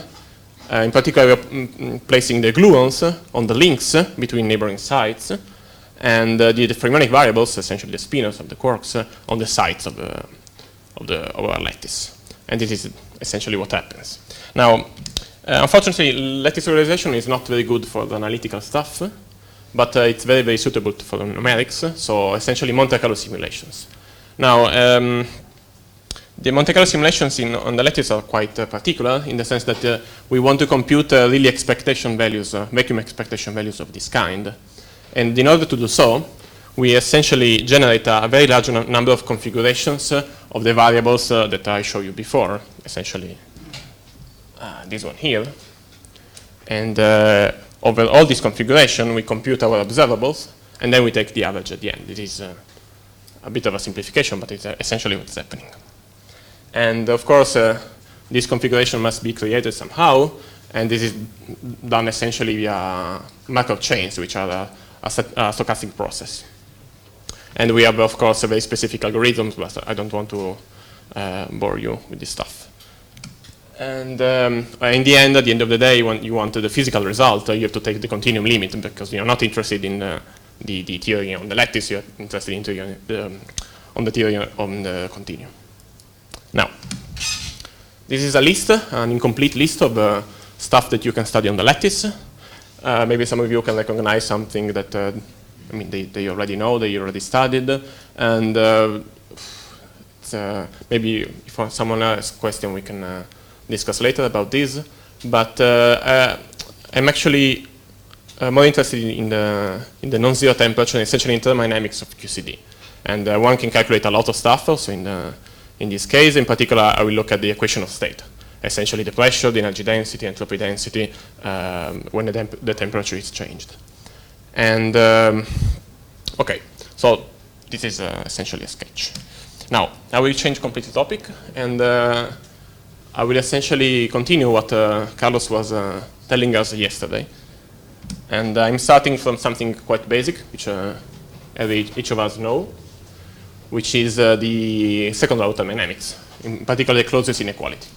Now, we already seen also yesterday, this one. I want to transform it a little bit. I'm using the first law and the definition of the free energy F, which is essentially the energy minus the entropy times the temperature.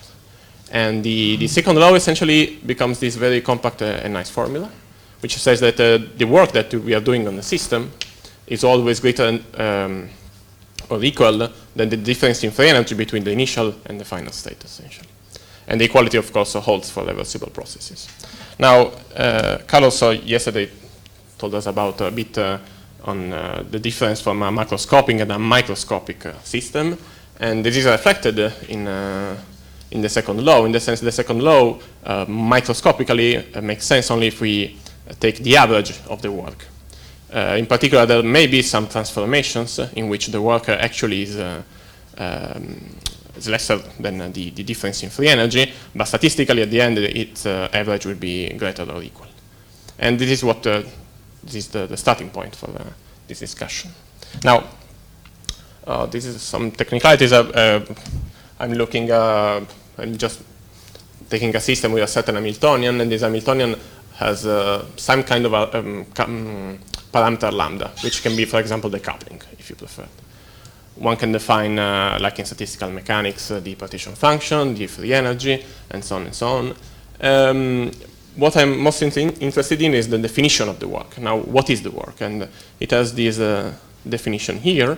And I'm imagining a transformation in which I start from a certain initial state where the parameter lambda has some value like a lambda in, and then I go to a final value, lambda fin, and the work that I'm doing on a system by changing this parameter can be calculated this way. And this is intuitive when you think about the first law of thermodynamics with the internal energy. This is the work and this is the heat exchange. And the idea is that we are not repeating this process just once. We're repeating it many, many times. So many, many different transformations. And now we can essentially state the non-equilibrium equality by Jarzynski. Now this is, first of all, a very recent result. It's like yesterday, 20 years ago. So it's very, very recent. And essentially it relates the exponential of the difference in free energy between our system with a parameter lambda I and the system with a parameter lambda f. And this is equal to the left term on the left, which is the most interesting one, because it is an average of the exponential of the work that we had defined before. And this is very, very interesting. So what's happening? It's we are performing this transformation of our system, going to lambda I to lambda f. We are computing the work. We are repeating this many, many times, and then we take the exponential at the end. And notice that it is an equality, not an inequality, not an inequality.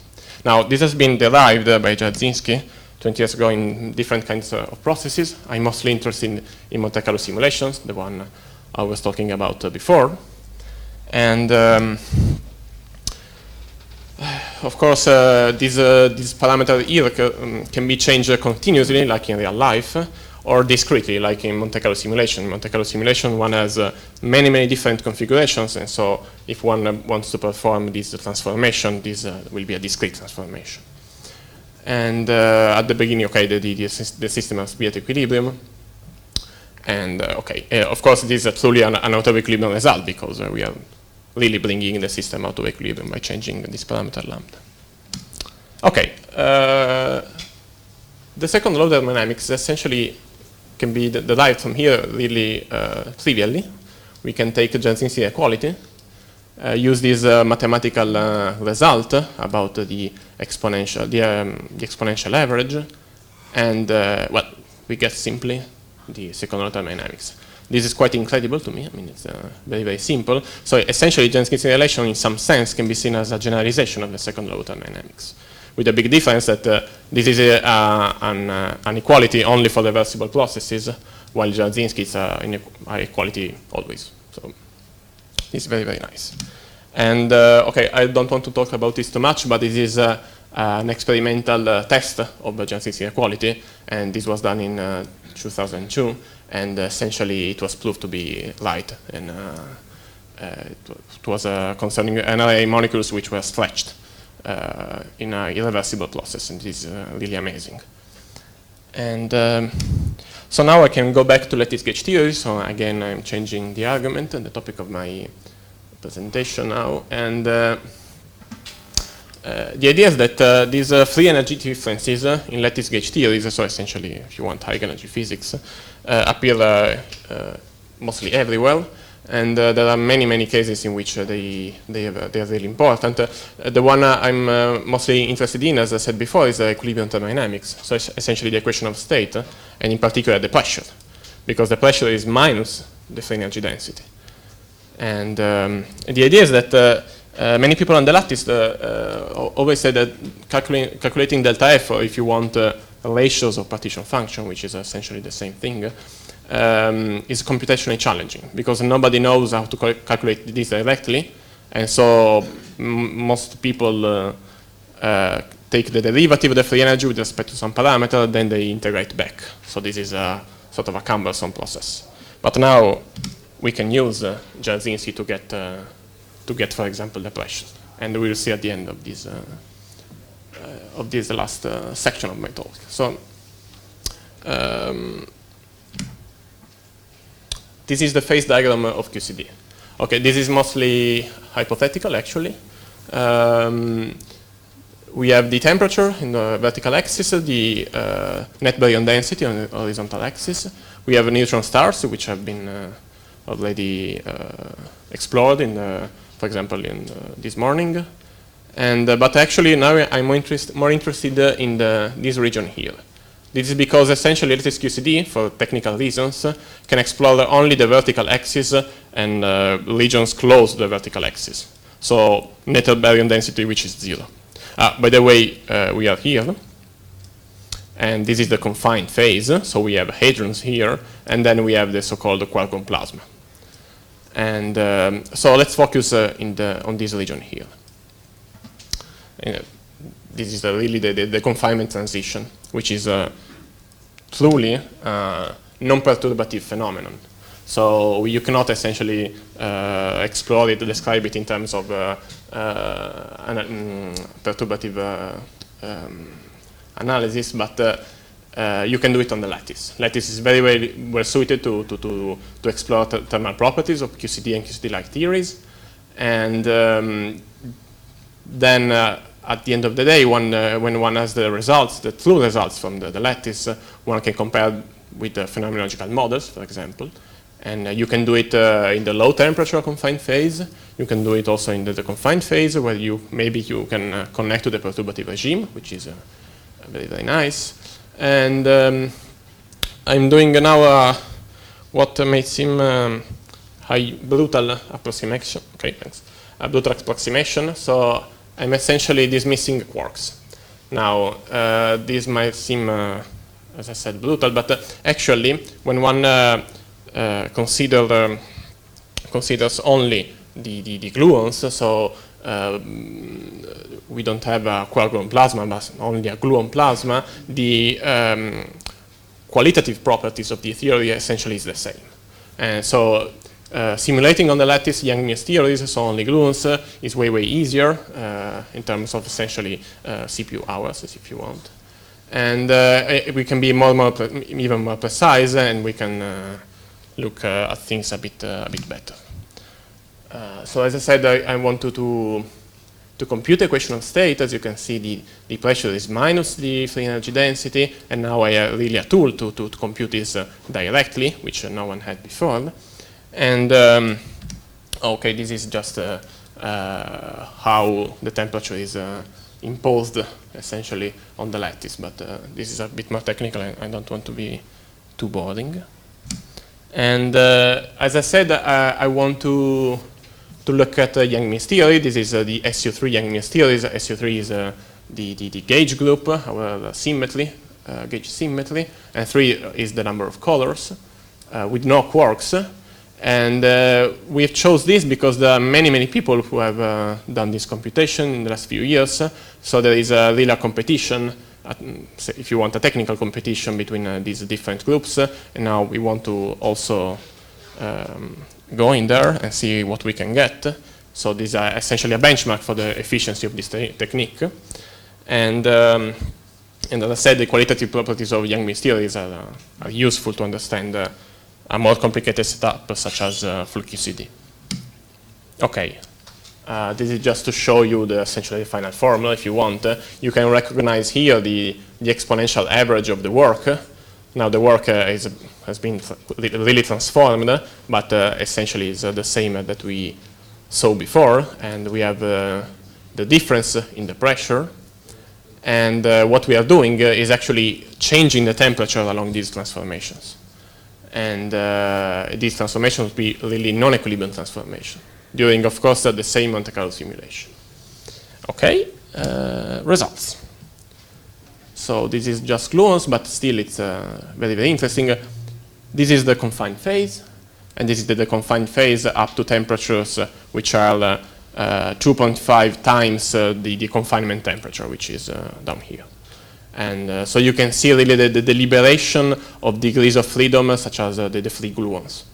While instead, in confined phase, gluons are present only in the form of exotic particles called glue balls, and which don't have the same number of degrees of freedom, if you want. So there is this explosion. In Yang-Mills theories, it is really macroscopic. And we can compare ourselves with the other determinations. And maybe you can see it's a sort of detail. There is some tension in the results here between different groups. So they are arguing about this, and I will have to argue with still. And so this is the differences are due to and a few hours counting. So any questions, comments, curiosities? So just a simple question. So can you fit this curve? So have you tried to fit this curve? So what kind of yeah, so you can. There are oh, I don't have them here. Yeah. There are essentially sort of perturbative description in the form of Hartram loops summation. Essentially, there are a large number of infrared divergences in that region from the perturbative side. So they do some kind of resummation, and maybe I think they are quite successful in describing this curve up to, I think, around 2. And so if you push the temperatures even higher, then you get a good result. You can fit them, but there are no true, I mean, you can, but which ansatz you choose, it's quite arbitrary. So many works, but many different ansatz work, but there is no theoretical input, clear theoretical input. There is no region where you can expect some power scaling of P as a function of T, no? No, not really.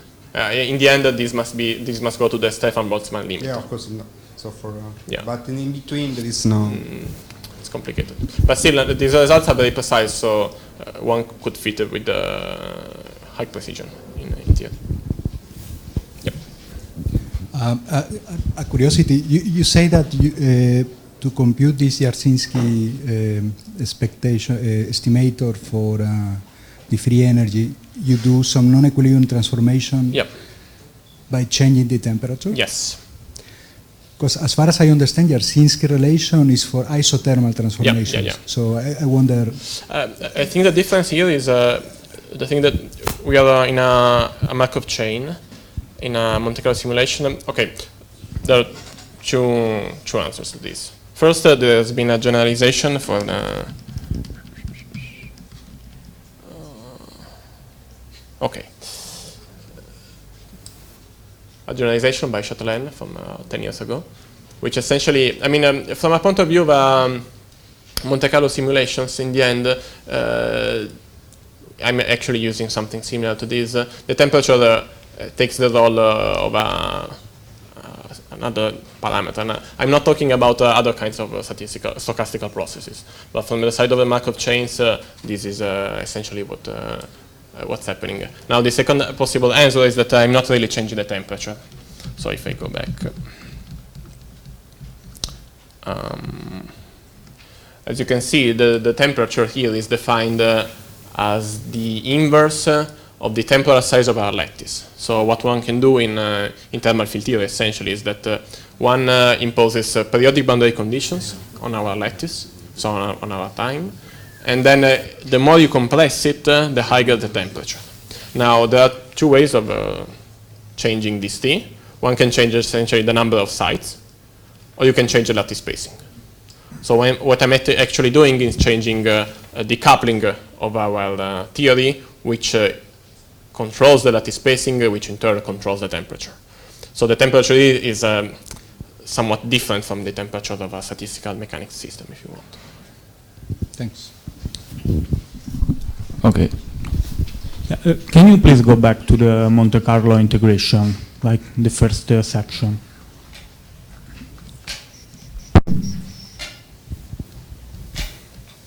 No, too far. Here? Yeah. So curiosity. Yes. Is that the Boltzmann measures? Yeah. Essentially, you're creating configurations by using the Boltzmann weight. Okay. This is done with a specific algorithm, which is not like Metropolis. They are a bit more complicated. Metropolis is not efficient for the SUN gauge theories, and for Fermions it's even more complicated. Okay, so just canonical, you treat the system. Yeah.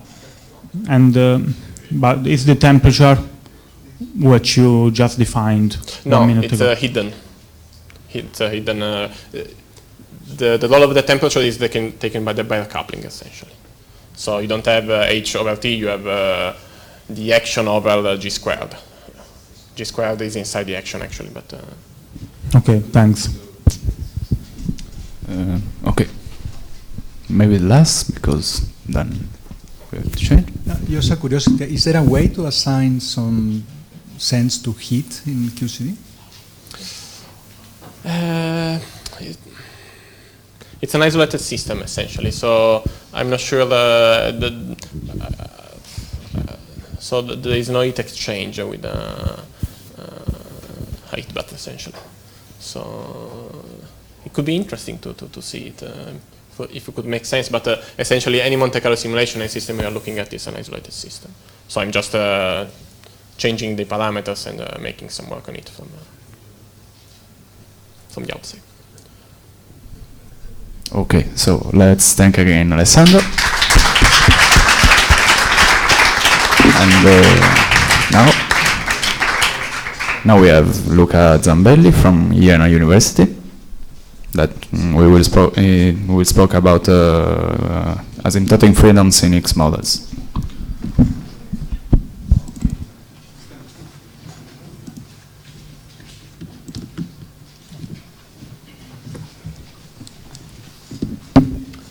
So, first of all, my congratulations to the organizers, because I think this meeting has been really beautiful, and I would like to thank them for giving me the opportunity to present my work here.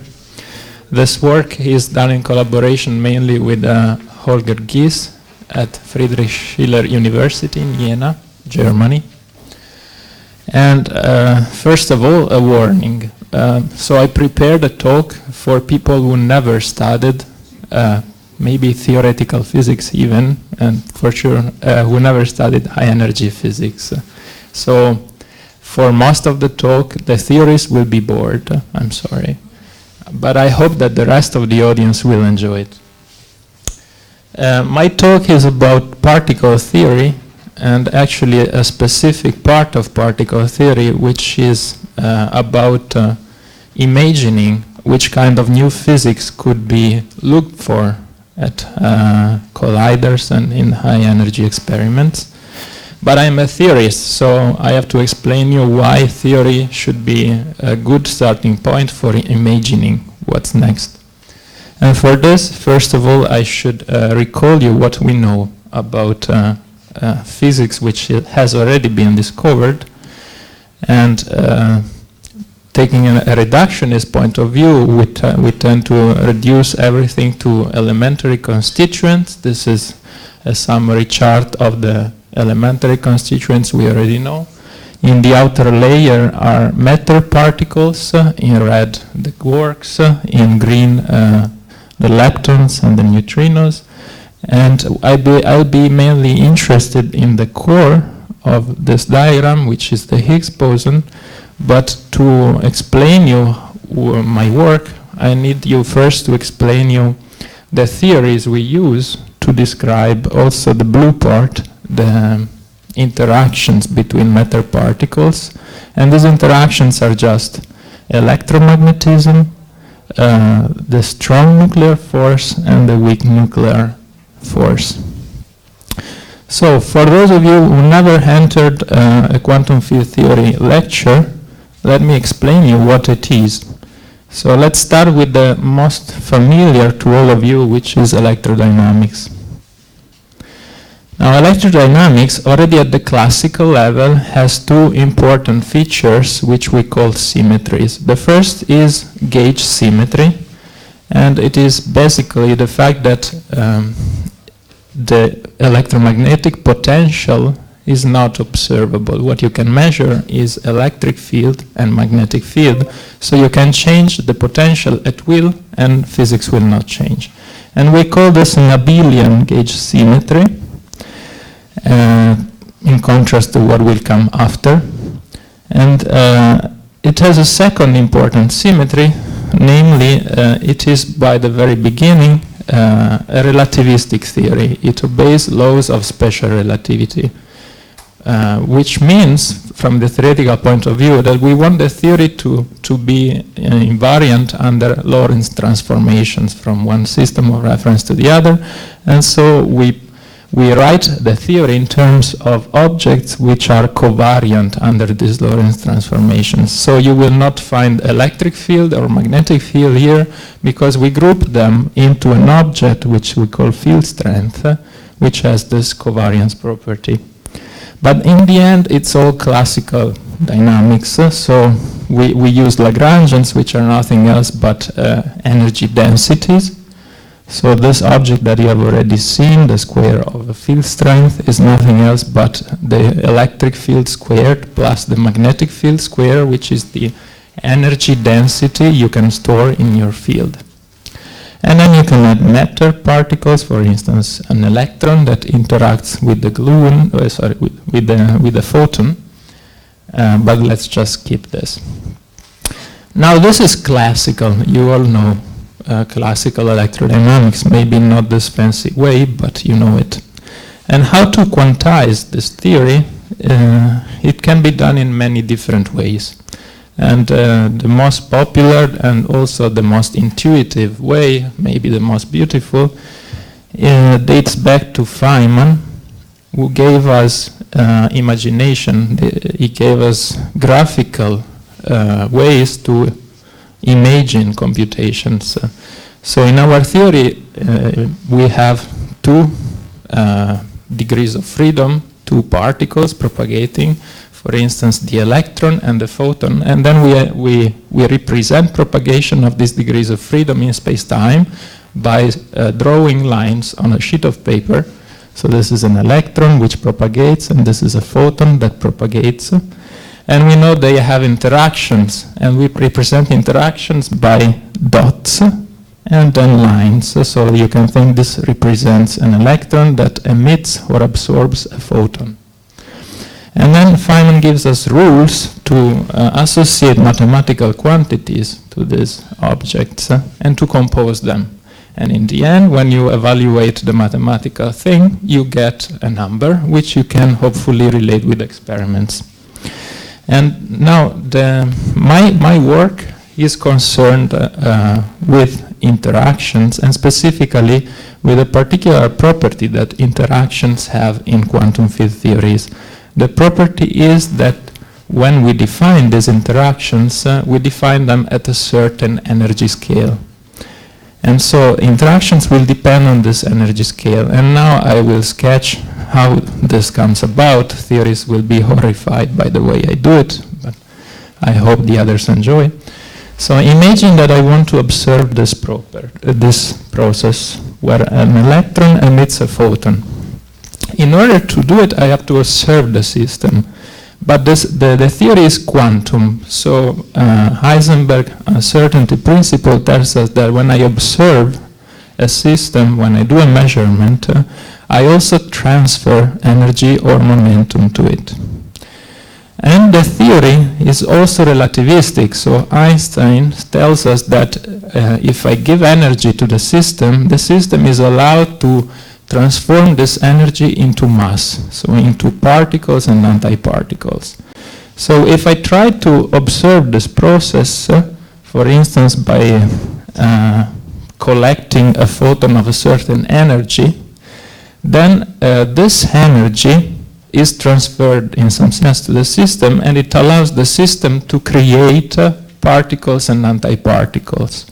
For instance, by these graphical rules, it can happen that a photon creates an electron and a positron, which then annihilate back, or that an electron emits a virtual photon, virtual in the sense that it exists only for a short time and we don't observe it. So this is to say that you might imagine that the actual process I am observing depends on the energy at which I am observing it. And now, if you go back to the rules, the electric charge is a measure of the intensity of the interaction, but it is related to the process I'm talking about. So in order to define the electric charge, I have to define what is the process and what is the energy scale. So it's rather intuitive. I think that the electric charge itself will depend on the energy scale as well, because the process does. Now, in theory, we give a fancy name to this fact. We call it the renormalization group flow of the interaction strength.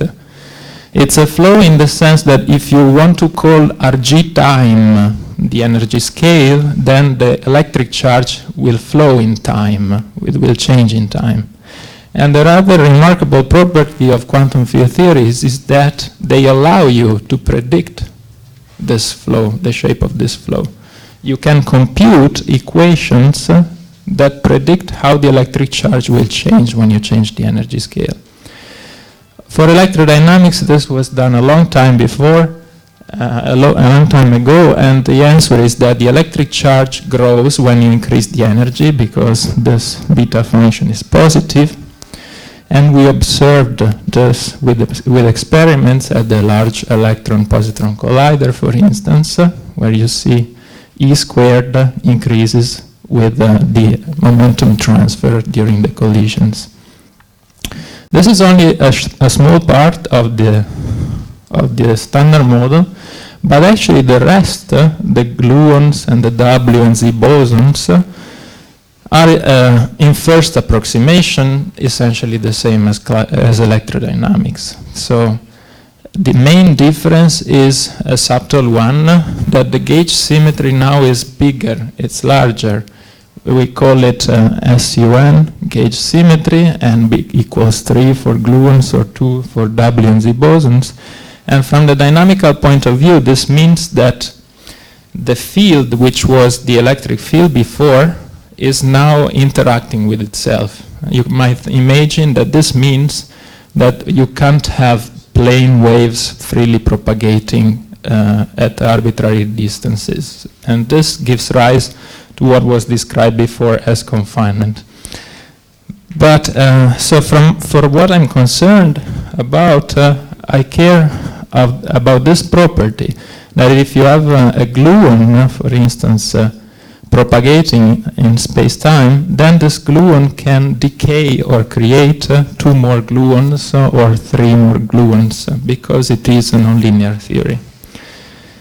Now, this dynamical effect has a dramatic effect on the renormalization group flow of the intensity of this interaction, which I call G square, because now it has the opposite behavior with respect to electromagnetism.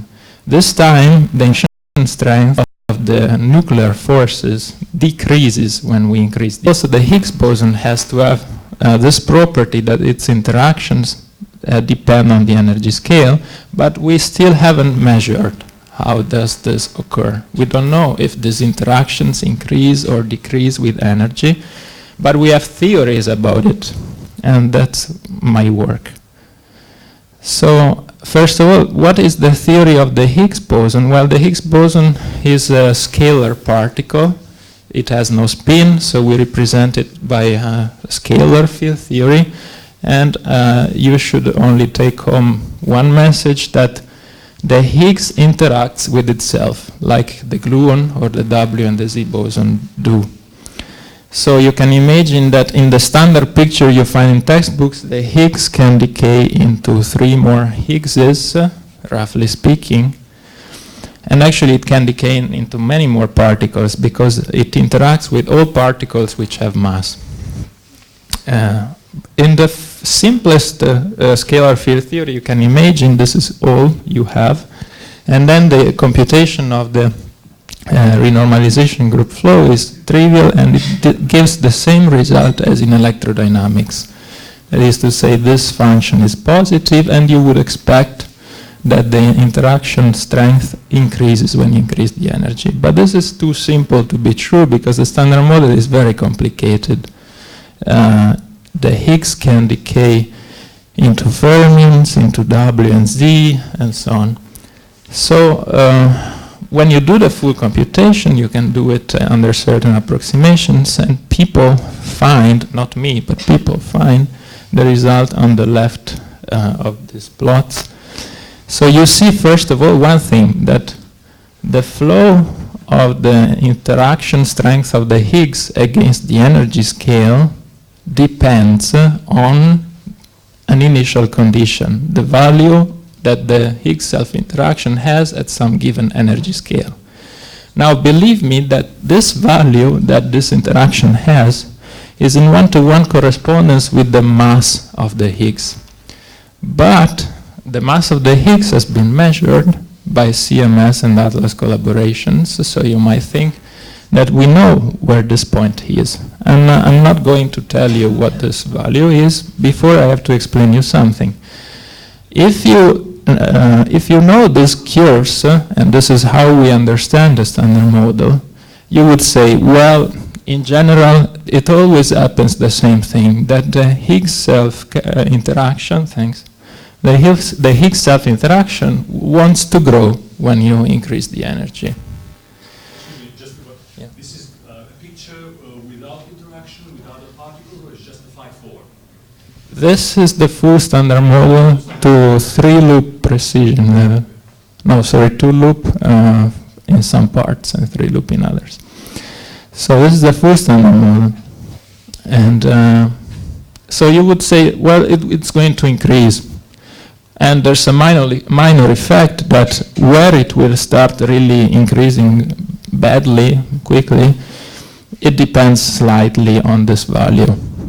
And now the dramatic news is that the measured value of the mass of the Higgs is so small that we are very close to the lower bottom corner of this plot, such that it's really unlikely that we're going to observe the increase of the interaction of the Higgs. The increase of the interaction of the Higgs is displaced at amazingly high energies. There's a huge gap of energies built in the measurement, and we have to understand why.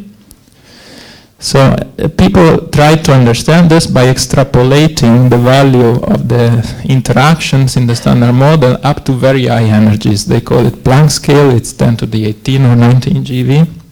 And when you do so, the result is here. Please forget about the colors and forget about stability or instability. Just care about this arrow, which is 0, 0.4, So this is the value of the Higgs self-interaction and the value of the interaction of the Higgs with the top quark.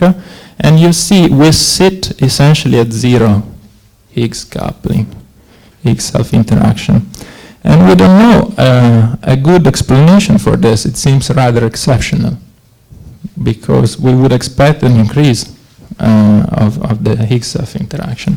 For this, theorists have tried to invent deformations of the standard model, so theories for new physics, in which this thing is not exceptional, it is natural. It occurs naturally that all interactions become essentially vanishing at very high energies.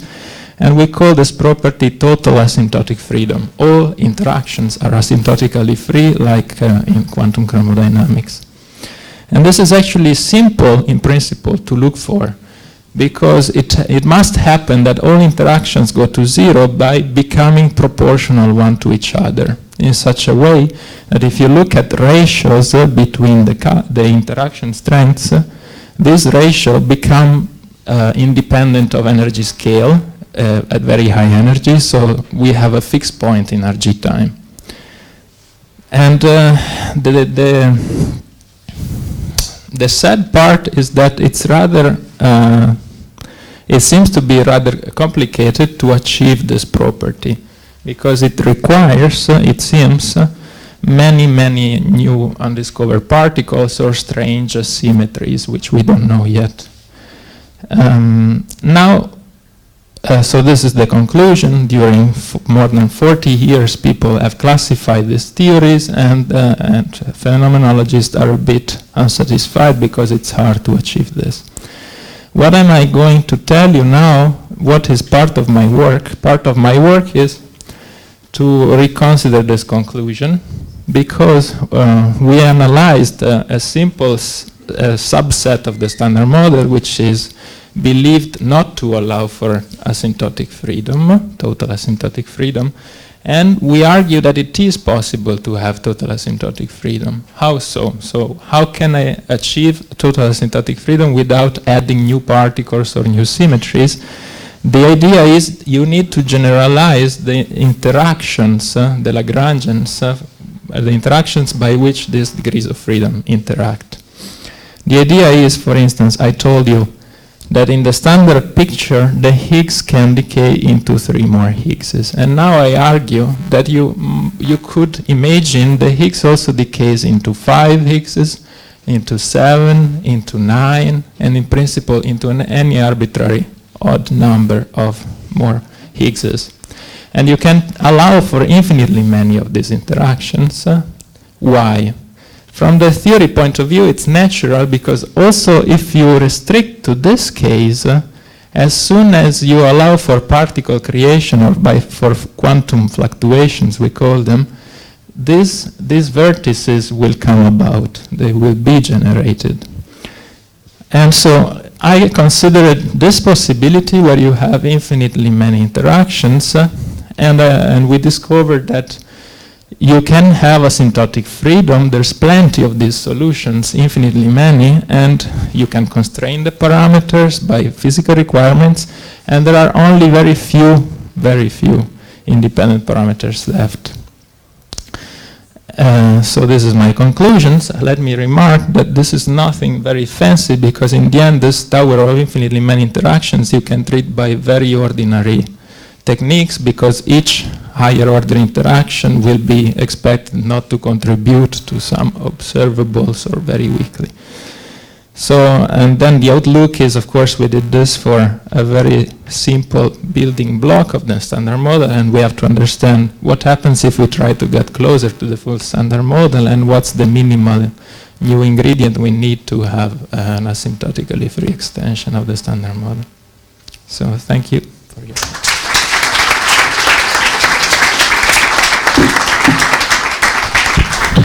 So, thanks, Luca. Are there any questions, curiosities?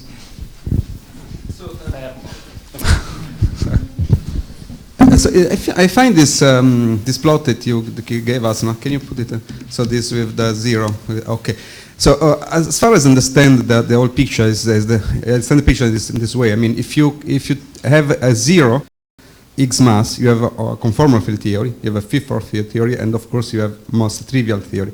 Once you have mass inside the standard model, or you think you have to go beyond it to understand it? I think, first of all, I agree with your interpretation, but to make it precise at the quantum level, I think you need to consider the renormalization group, and that's what we are doing. So just saying that when the theory is massless, it's conformal, we know it's true at the classical level, but then you have to take into account quantum fluctuations. And then to make to understand how you can make your theory as conformal as possible in presence of quantum fluctuations, you have to study the renormalization group, and you need, I think, a UV completion for the theory. And this is exactly what happens here.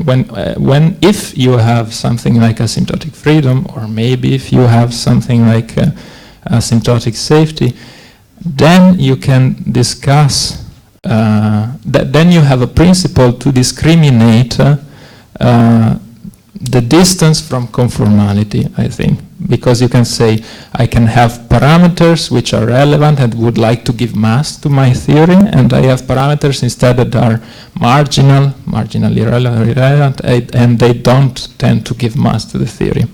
So once you have asymptotic freedom, for instance, in this case, we can do that because we know we just have to turn off the parameters which don't give mass to the theory, which do give mass to the theory, and keep the minimal requirement to have UV completion, which corresponds to, if you like, sitting on the special theory, which has only marginally relevant couplings like QCD.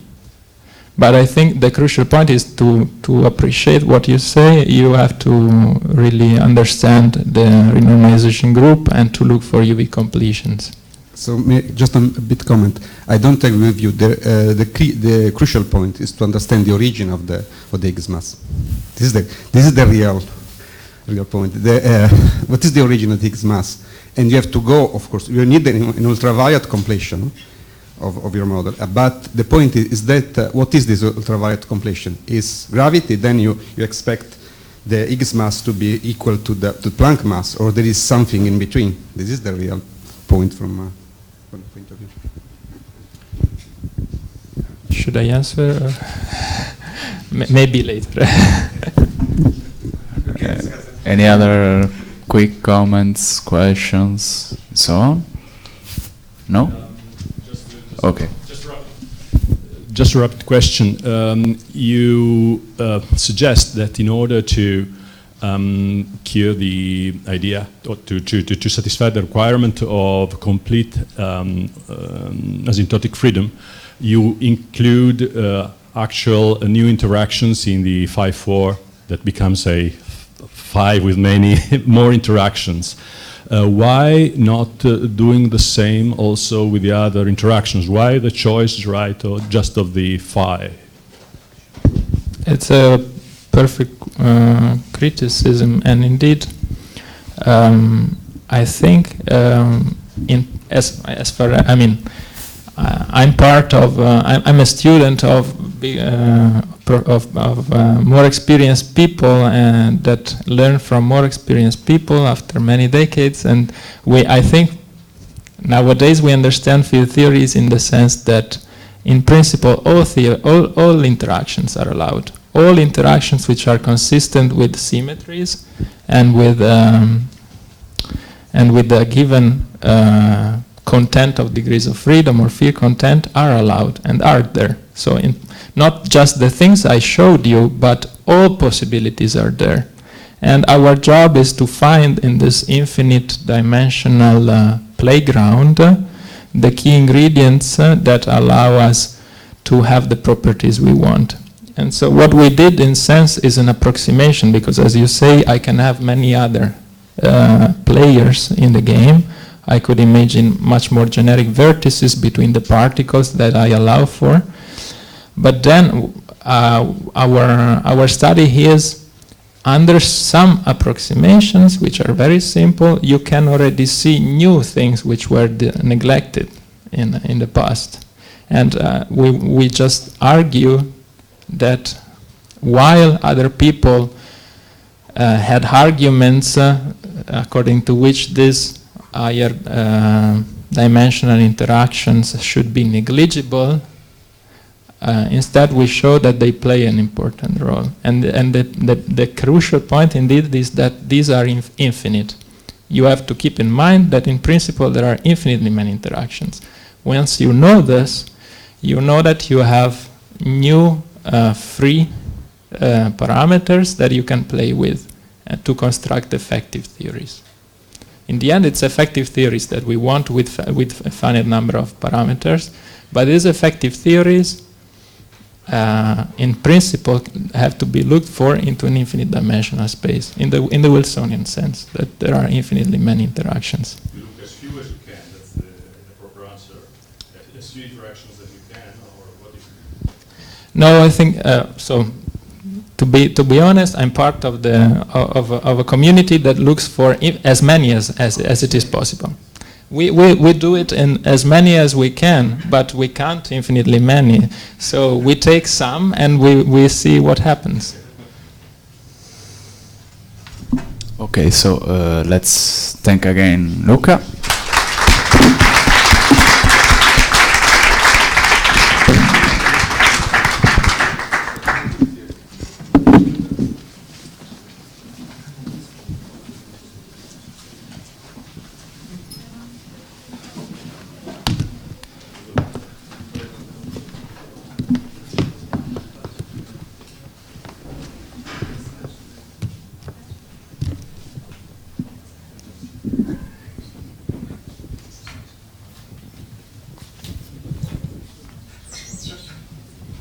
Okay, so let us conclude this session and this meeting with our last speaker, Paolo Pani from Rome. Paolo is indeed a product of Sardinian excellence, and in fact is working in Rome, where he is a tenure-track assistant professor. He has done his PhD here in Cagliari, and then he moved to Lisbon, spent some time in the US, and then finally he lands in Rome. What about now you are professor of I forgot. I checked your CV, but I forgot. And you're doing electromagnetism, scientific programming, and soon quantum field theory for astrophysics. Okay. And he's author of about more than 80 publications, including a book on superradiance for black holes. And now, well, he's going to talk on how to use gravitational waves and black holes observation to test fundamental physics, but he's going to say something about how to write, am I correct? A grant and how to win it. He has got twice the Marie Curie Fellowship. So, please, Paolo.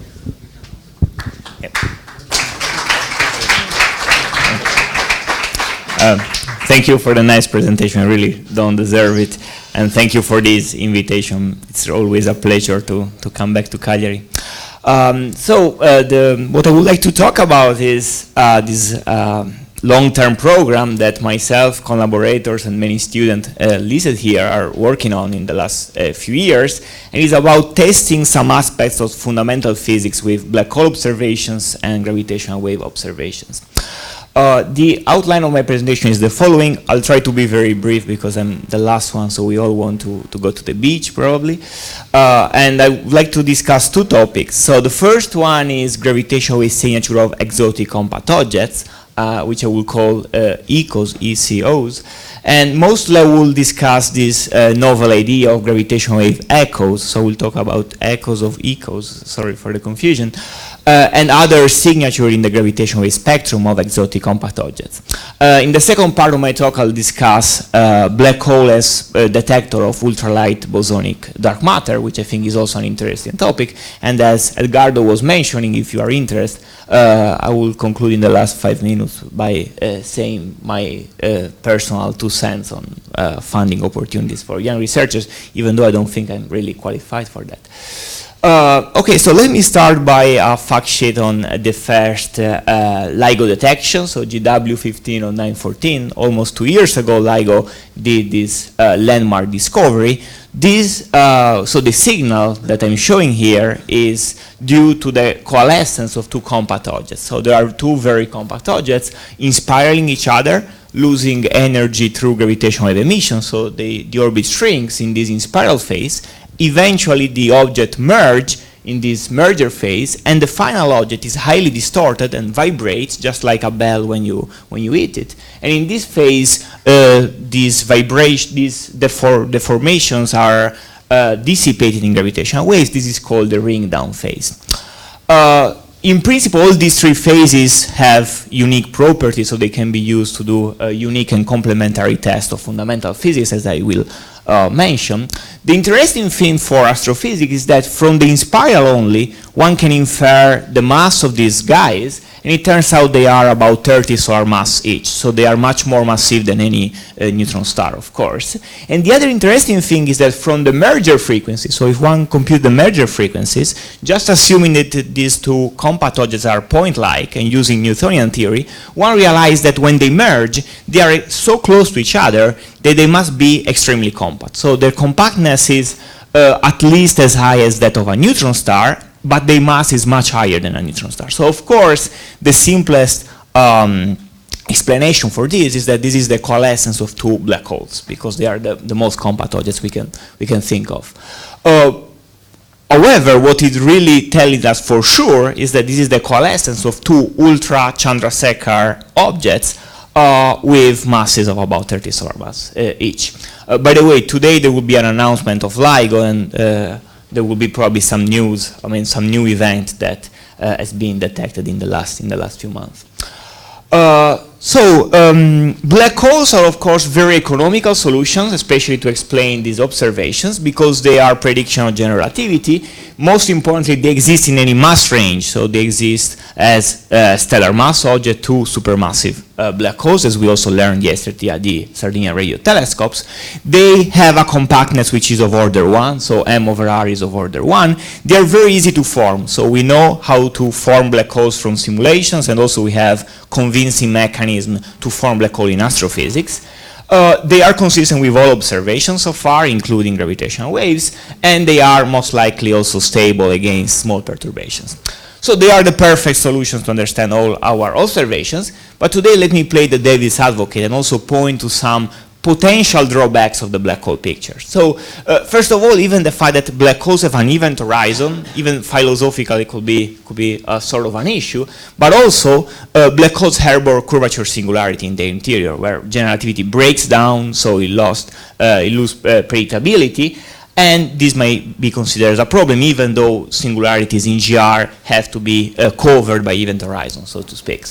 Black holes also have a huge entropy. So if you compute the entropy of the stellar progenitor, this is 10 to 20 orders, so 20 orders of magnitude smaller than the final black hole. This also points to some potential drawbacks. Also, black holes are thermodynamically unstable, and when you consider quantum effects, this is at the root of many other problems. For example, the information loss paradox, loss of unitarity, etc. So the black holes, in a nutshell, they have very weird properties that we are happy to accept lightheadedly. So it makes sense to look for alternatives, and these alternatives usually go under the name of exotic compact objects. Essentially, an exotic compact object is an object that has all these nice properties of black holes, but without having an event horizon. So there is no information loss paradox associated with it, etc.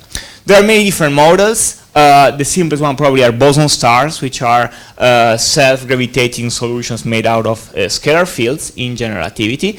There are even more exotic objects, such as grava stars. In string theory, there are fastballs, etc. So these are all very compact, exotic solutions, usually supported by very exotic matter that must violate some energy conditions, but anyway, they do not have an horizon.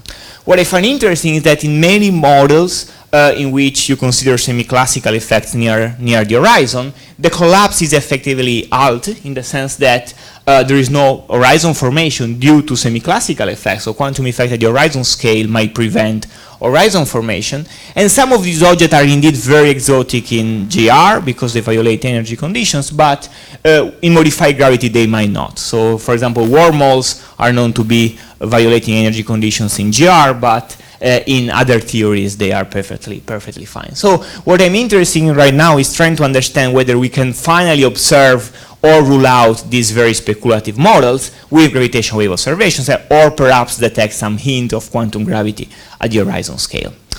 And the proposal I'm studying right now is this recent idea of gravitational wave echoes. I will now show you that if the final object that is formed after the merger of two compact objects is not a black hole but is something else, then there is a unique signature in the post-merger phase, so in the ring down phase, which are the appearance of these sort of gravitational wave echoes in the signal. So before doing that, let me just explain a bit for those of you who are not familiar what a black hole ring down is, okay? So I'm showing this plot. This is taken from a seminal paper by Alessandra Bonanno and Thibaut Damour. I'm showing this because this was written in year 2000, years before numerical relativity allowed for the first simulations of black holes, so this was really an achievement, because they predicted analytically the waveform entirely from the inspiral merger ring down. So this was really a great paper. But most importantly for this talk, what I want to highlight is that the ring down phase is modeled as a superposition of black hole quasi-normal modes that I will introduce in a moment. But so the important point is that when you perturb a black hole, it vibrates just like a bell, as I said. And just like a bell, he has proper frequencies of vibrations, right? So the final part is understood as a superposition of quasi-normal modes, even though I have to stress that quasi-normal modes do not form a complete set, so not all perturbations can be expanded in a basis of quasi-normal modes. And therefore, because these frequencies depends on the presence of the horizon or not, the common law is that by detecting these frequencies in gravitational waves, we should be able to give a conclusive proof of the event horizon. I will now show you that this is not the full story exactly. So how do we compute black hole quasi-normal modes? In general relativity, perturbation of black holes can be recast in this form. This is just a sort of time-independent Schrödinger-like equation with a potential. And in some coordinate, this potential is shown here. There is a maximum. It goes to minus infinity. Here there is the horizon. Here it is infinity. And quasi-normal modes appear as the eigenvalues of this equation, essentially, imposing suitable boundary conditions, which in this case are outgoing waves at infinity, and of course at the horizon they must be only ingoing waves because it's not an horizon, so nothing can escape. Alternative, the quasi-normal modes can also be seen as the poles of the corresponding Green's function of this problem, but they are the two pictures are of course equivalent. So what happens is if instead of a black hole you create a very compact object but without an event horizon, well then the potential looks like this one here. So instead of having an horizon, you will have a regular object with a center, let's say, so there will be a centrifugal barrier, and this will look like, say, the potential for the alpha particle decay. And then you realize immediately that, first of all, the boundary conditions of your problem are different, because here there will be no ingoing waves, but actually there will be ingoing and outgoing waves. And also, because of this potential barrier that is the same in the two cases, you will also have trapped modes.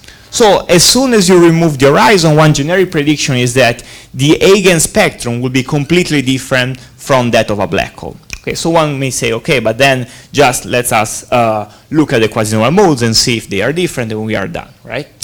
And indeed, if you compute the quasi-normal mode, say, of a wormhole, of a gravastar, or whatever, they are extremely different from that of a black hole. So first of all, quasi-normal modes are complex frequencies. So the real part is just the frequency. The imaginary part is related to the damping time. So as I showed you, the ring down is an exponentially suppressed waveform, and 1 over the imaginary part is the damping time. And here I'm showing the real part versus the imaginary part for a wormhole at different compactnesses. And here is the fundamental mode of a Schwarzschild black hole. As you can see, as the compactness increases, the mode of a wormhole goes in this direction here. This is a logarithmic scale, meaning that the more compact the wormhole is, the more different are the modes relative to the black hole case. So it's in a way, the black hole limit is not continuous. Okay? Same thing for the boson star. So essentially there is this generic scaling that you can compute this scale, so the frequency scales logarithmically with the location of the surface relative to the would-be horizon in this case.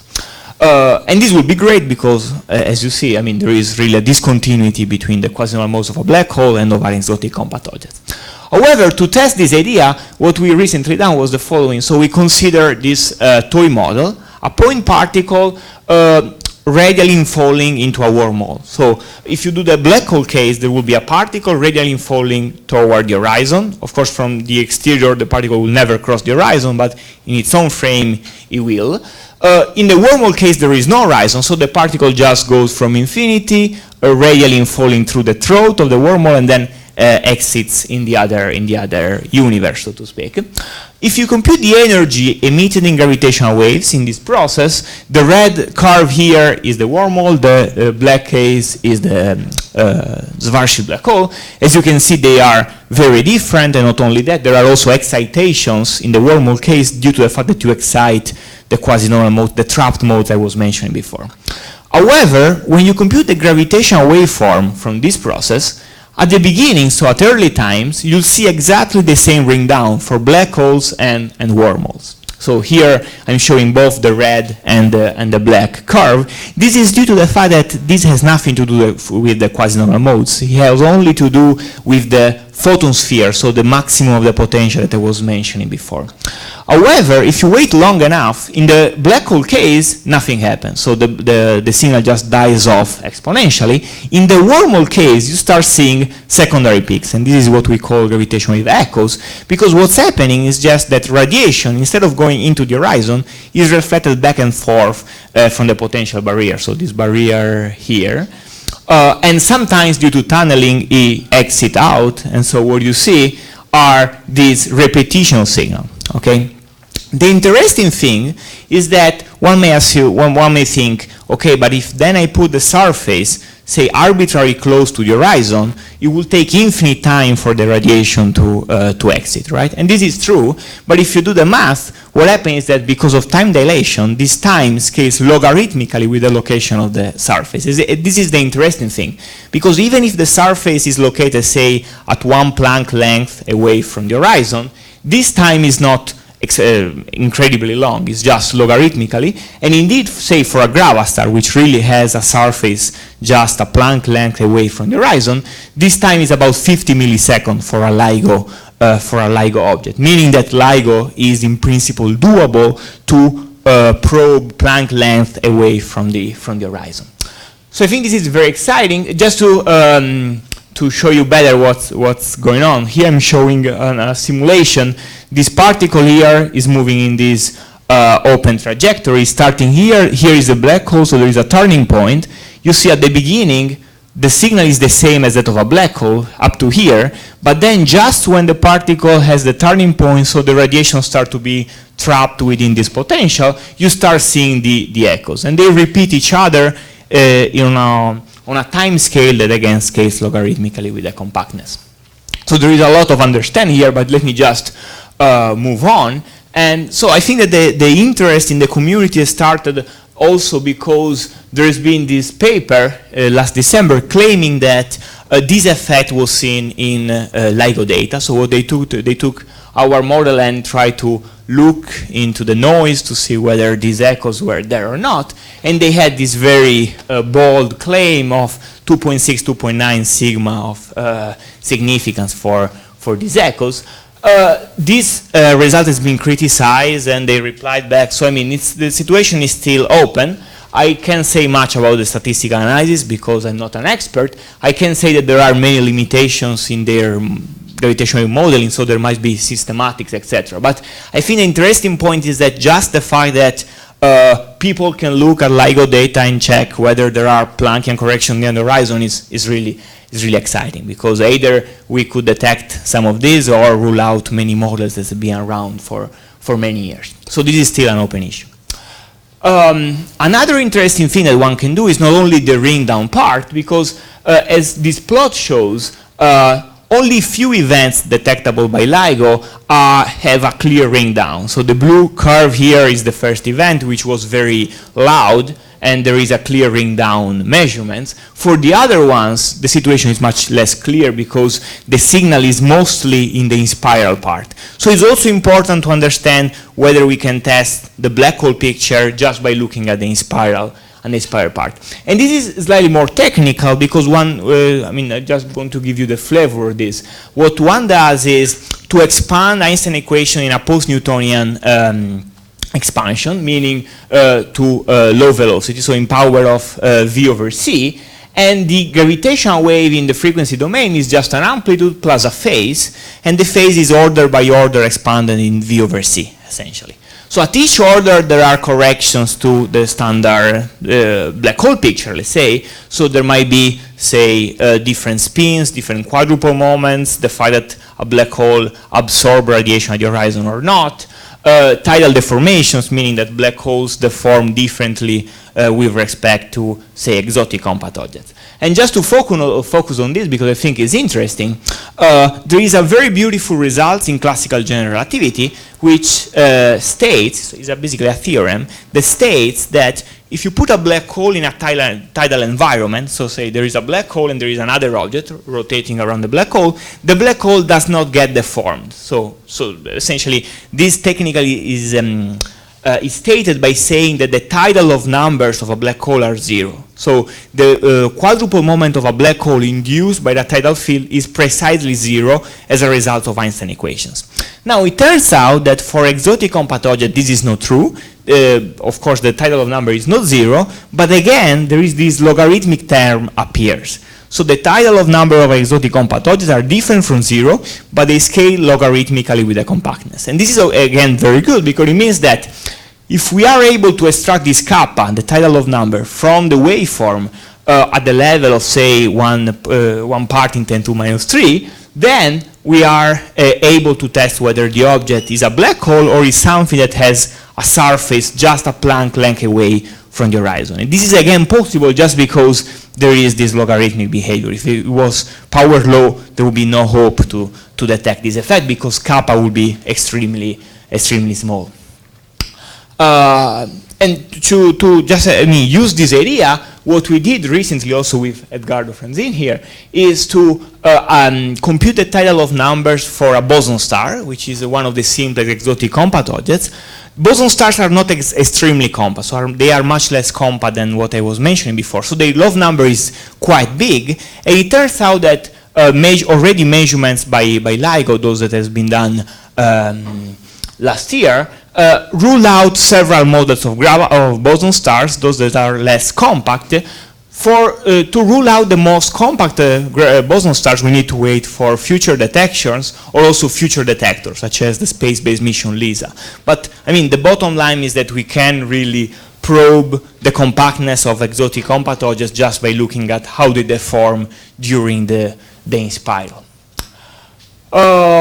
Finally, for this part, so there is also another, this was mostly phenomenological, but I think there are also interesting theoretical issues to understand.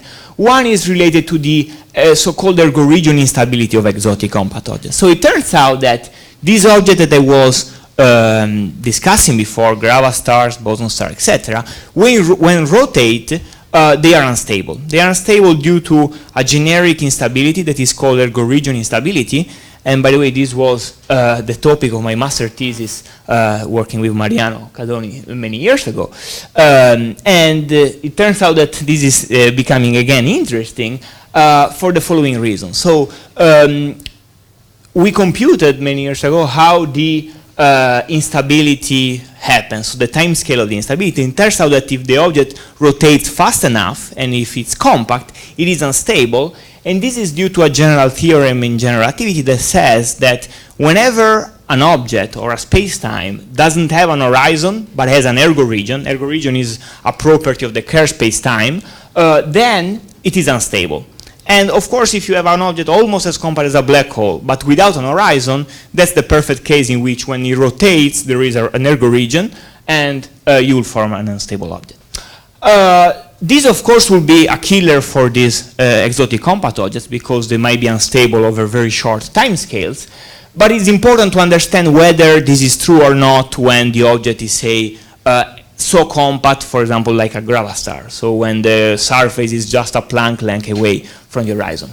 Recently, with some students in Rome, what we were studying is a toy model, a Kerr black hole, removing the horizon, just putting a surface by hand very close to it. And it turns out that, of course, the problem depends on the boundary conditions you impose on the surface. So if you impose what you will do in the standard case, so just pure reflections at the surface, so either Dirichlet or Neumann conditions, the instability is very strong, and indeed the typical instability time scale is of the order 10 to 5 in unit of the mass of the black hole, meaning that for an object of about 10 solar masses, the instability time scale is 5 seconds. So it's extremely strong, then time scale is very short, meaning that if this object is formed during the merger, it will very quickly lose angular momentum until the instability is not effective anymore. However, we also studied something else. We try to understand whether if there is part of absorption at the surface, because in reality you don't expect all radiation to be absorbed, to be reflected by the surface, part of the radiation can also be absorbed, and it turns out that a little amount of absorption is enough to essentially quench the instability. So in this case that we studied, if you say define R, the reflection coefficient, a reflection coefficient of about 0.4% is enough to quench the instability also in the most unstable case. And of course, you expect that a realistic object, due to viscosity or to other effects, might have a small amount of absorption. So it's important to understand for different models which kind of absorption is there and whether it is enough to quench the instability or not. Or otherwise, the object, of course, will be ruled out. Okay, so in the second part of my talk, that will be pretty short, I promise, I will change completely gear and would like to talk about another possibilities for black hole and gravitational wave physics related to dark matter searches, which I think is also interesting for some of you here. So I'll be focusing on a very specific and exotic form of dark matter, namely ultra-light bosonic fields, which have anyway acquired much more interest in the last few years, let's say. There is a very famous paper now by these people here, probably mostly because we didn't detect WIMPs yet. But anyway, ultralight bosons provide a completely different phenomenology for ultralight, for dark matter. For example, the dark matter halo will be explained in terms of a huge Bose-Einstein condensate around the center of the galaxy. What I find interesting from the gravity point of view is that these ultralight bosons trigger an instability for black holes. This is called superradiant instability, and it's a generic prediction of general relativity minimally coupled to standard models. So it's really, there is no special ingredient there. It's really just GR plus a minimally coupled massive bosonic field. So what happens in a nutshell is that Kerr black holes are unstable when there are massive excitations in the spectrum. The simple way to understand this is just take the Klein-Gordon equation with a mass term on a Kerr background, so it's carved space, carved background. You will see that there are exponentially growing modes, whose time scale depends, of course, on the mass of the particle. So what happens is that the black hole loses angular momentum, so loses energy. Part of the energy goes into a dipolar condensate that is depicted here, and this condensate rotates around the black hole and emits quadrupolar gravitational waves. So there are two key predictions of this scenario. The first one is that we should not observe highly spinning black holes in the universe because they will be all unstable. And the second one is that we should observe periodic gravitational wave sources from these guys, because these guys are just like gravitational lighthouses that emit always at the same frequency. The interesting thing, well, it's both interesting and the limitation of this proposal, is that the instability is effective only when the Compton wavelength of the particle is comparable to the size of the black hole, which, if you put the correct units, tells you that we are talking about fields which are extremely light, at least, at most actually, 10 to minus 11 electron volts. So, I mean, by any means, much lighter than any other standard model particles. However, it's also interesting that in this range it's very difficult to put constraints on this model by, say, direct searches in the lab. So it's a sort of complementary way to try to detect or exclude these particles. And the interesting thing is, as I said, these guys, if they exist, emit periodic gravitational waves. And as shown in this picture here, different masses of, say, axions or sort of these particles will emit gravitational waves in different frequencies ranges. So here I'm comparing the strain of the gravitational wave, so how strong the gravitational wave will be in different frequencies compared to the sensitivity of LIGO, LISA, which will be the future space-based detector, and the SIGO, which will be a space-based detector that probably Japan will launch in some years. And it's interesting that if this is correct, it is possible to detect or to rule out these particles in a range of about 10 orders of magnitude. So compare this, say, to searches of axions with experiment. Those are focused on a very narrow range. Here you can probe 10 orders of magnitude. What I find more interesting even is that this is a purely gravitational effect, so it doesn't require these particles to couple to the standard model. Of course, we like dark matter to couple to standard model because otherwise we don't detect them in the lab. But if dark matter is not coupled to standard model, this effect will still be there. And indeed, say for dark photons, which are also, of course, they are bosons, so they have this superradiance, the range in which you can in principle detect this signal is shown in this plot here. This is the coupling to standard model versus, so basically the kinetic mixing term of dark photons versus the mass, and these are bounds that exist from other experiments. Superradiance can probe the region of very low masses, which is very difficult to probe otherwise, and for any coupling, because this is purely gravitation. So I think it's very interesting. It's also interesting that with this effect, you can put bounds on, say, the mass of the graviton just by looking at supermassive black holes. So somehow it's counterintuitive that you look at these huge compact objects and you can put bounds on these tiny fields.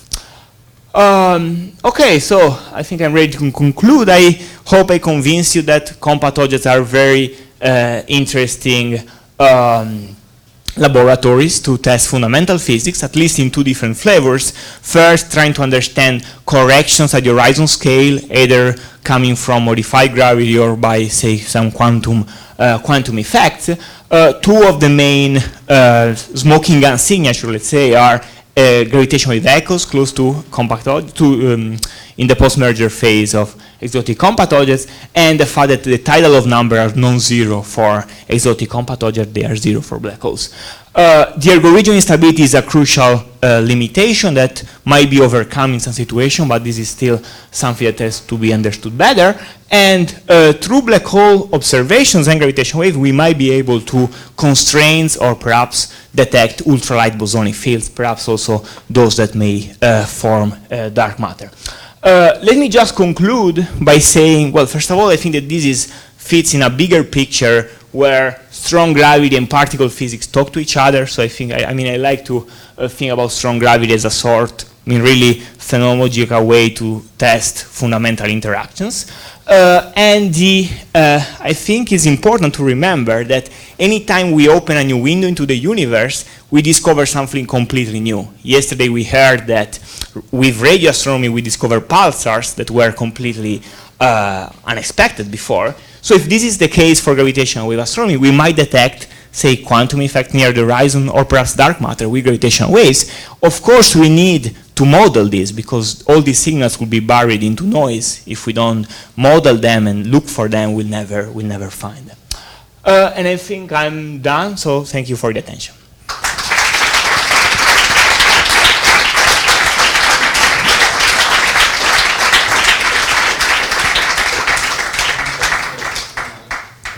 So I was supposed to talk also about funding. I don't know, perhaps I can just take questions because, I mean, no, if you want to talk, I can talk later, but yeah. So I don't know, perhaps I take questions now, or perhaps you want to take it then.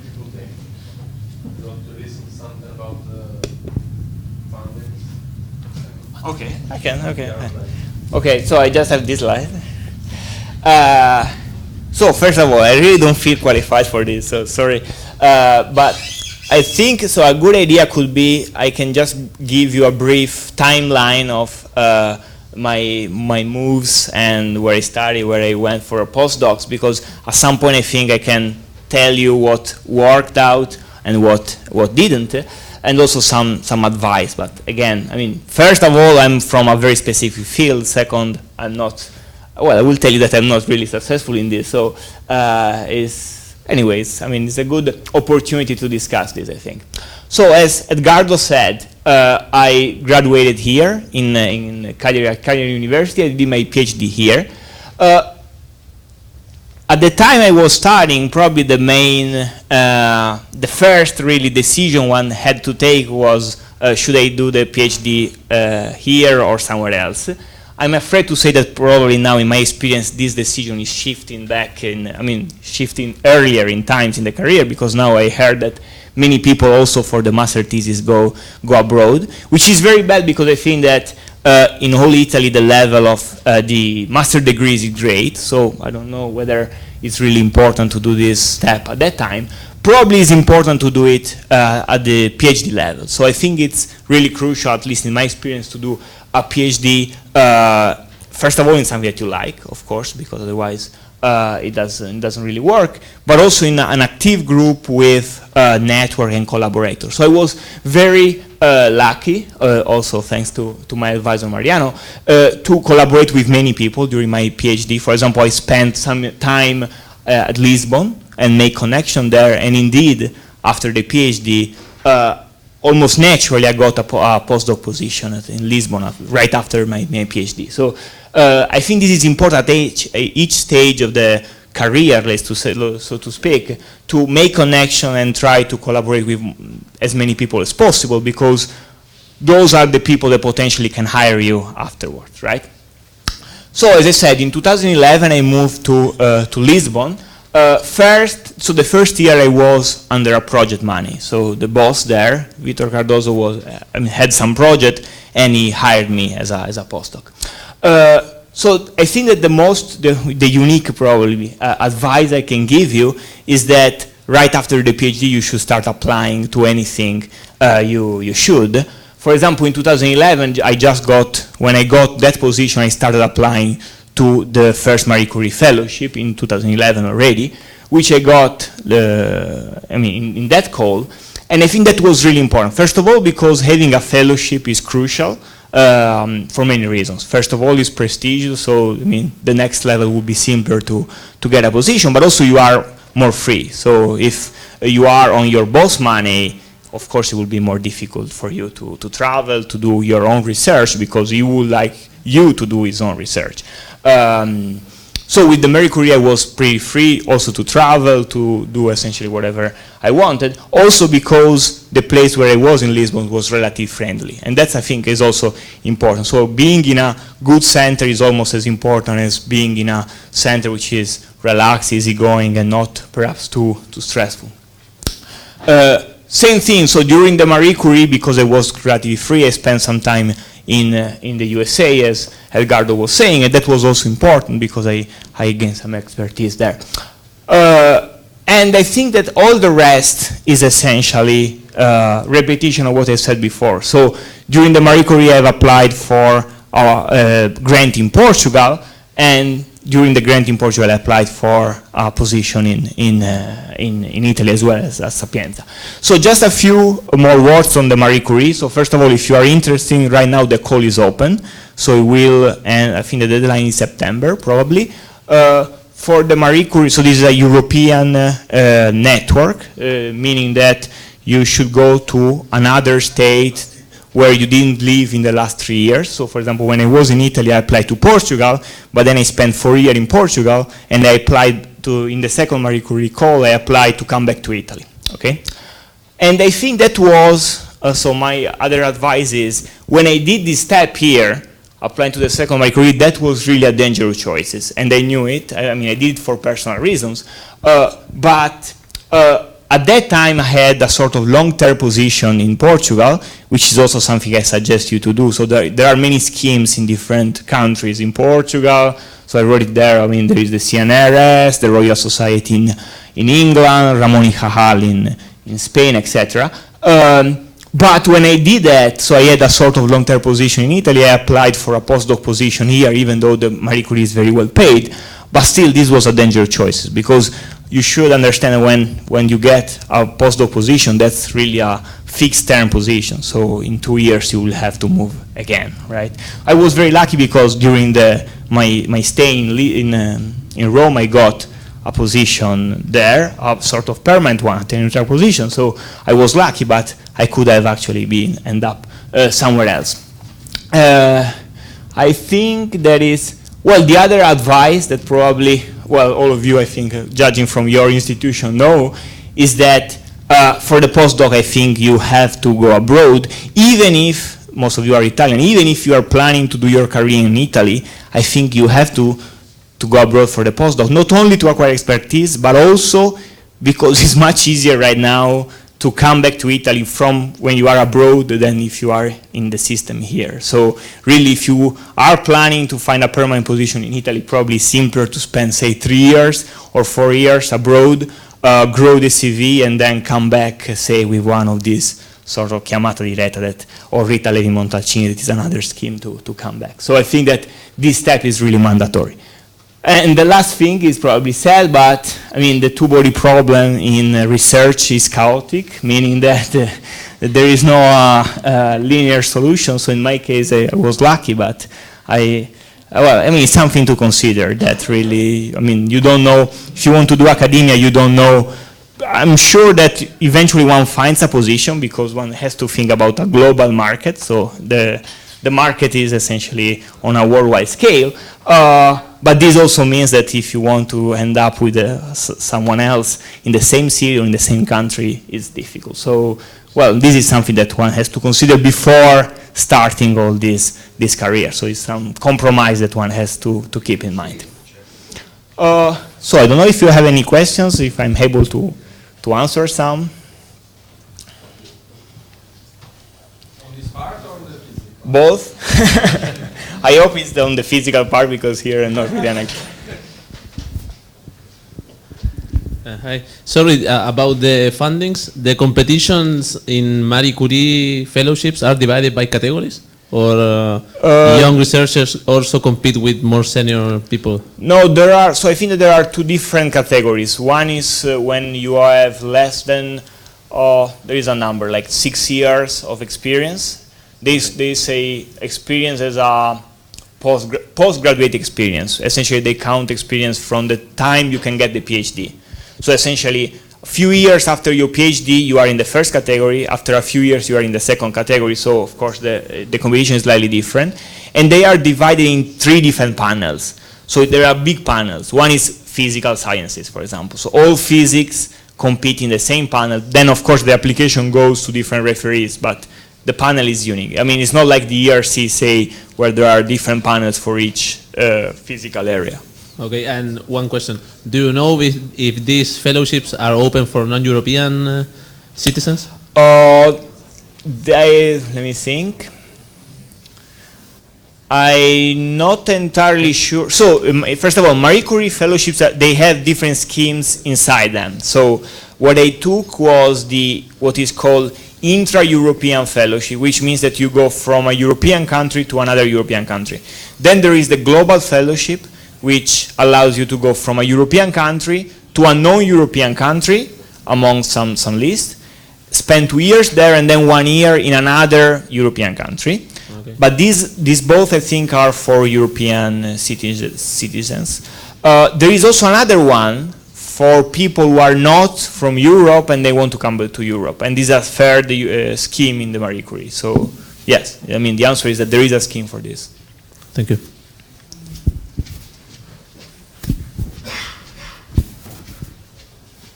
Speaking Thinking about the ultralight bosonic dark matter, how big are these blob? Because I would expect some differences in the dynamics of the rotational curves, for example. So this one here, these ones. Yeah. Yeah, so those are essentially as large, I mean, the scale is given by the Compton wavelength of the boson. And because of this relation is essentially the scale of the black hole. So this is sort of in scale, I mean, in scale. So it's basically as large as the black hole. In this paper here, they are studying bosons of 10 to minus 22 electron volt, where the de Broglie length is essentially the dark matter halo. So this is different. These are smaller. In this case, I would expect also different rotational curve. Here is different. This will be more like particles, so it's just the combination of them that will give you the dark matter density profile in the galaxy. Okay, thank you. Any other questions?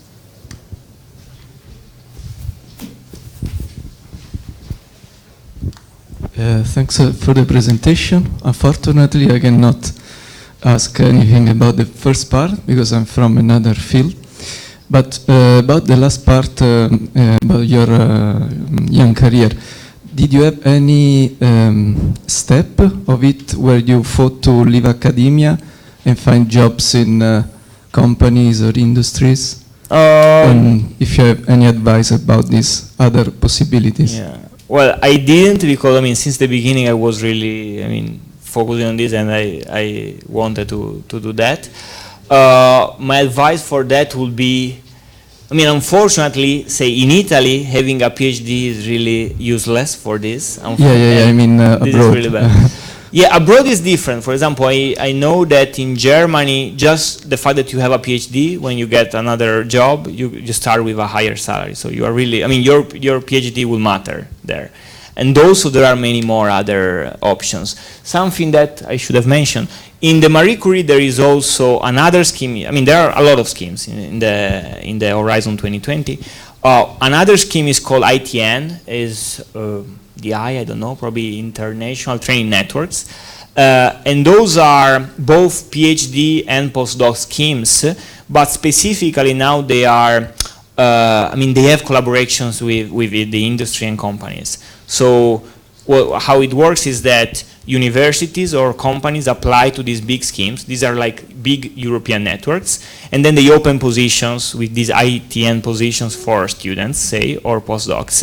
And if you take one of those positions, you spend half of your time in academia, half of your time in the institute, and that's very good for what you're saying, because if you want to change subject, you can, I mean, you have more possibilities. Okay, thanks.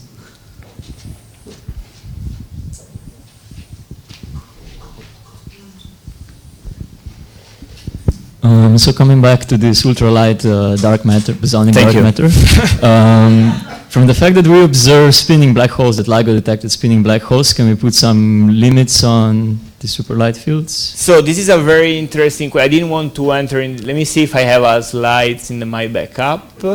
Of course I don't, but I will find somewhere. Well, okay, it's not important. No, actually it's nice, so I will show you. Let me see, where can it be?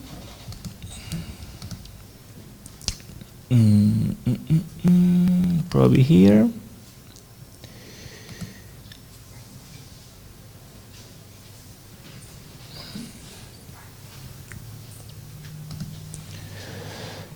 Let me see.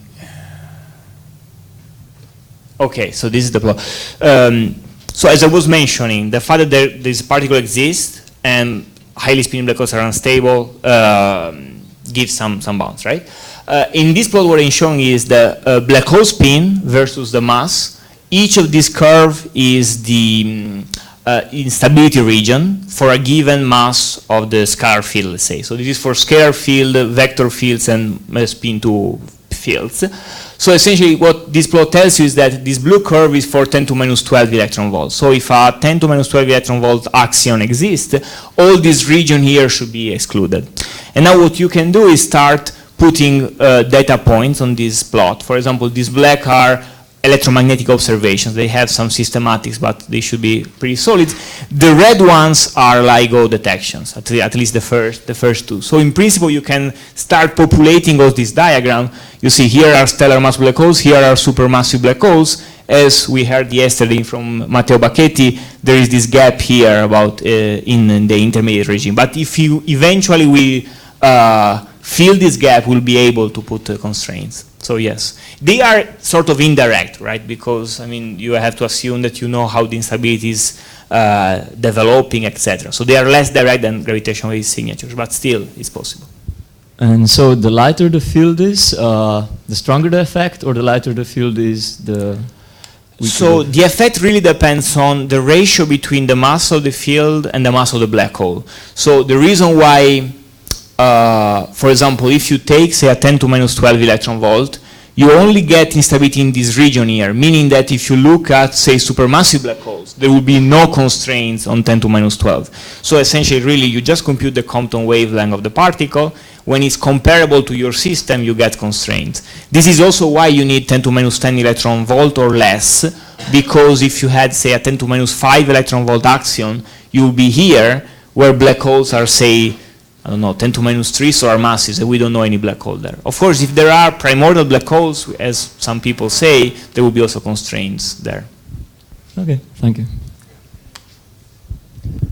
Any other quick comment or anything? If not, I think we can thank Paolo again.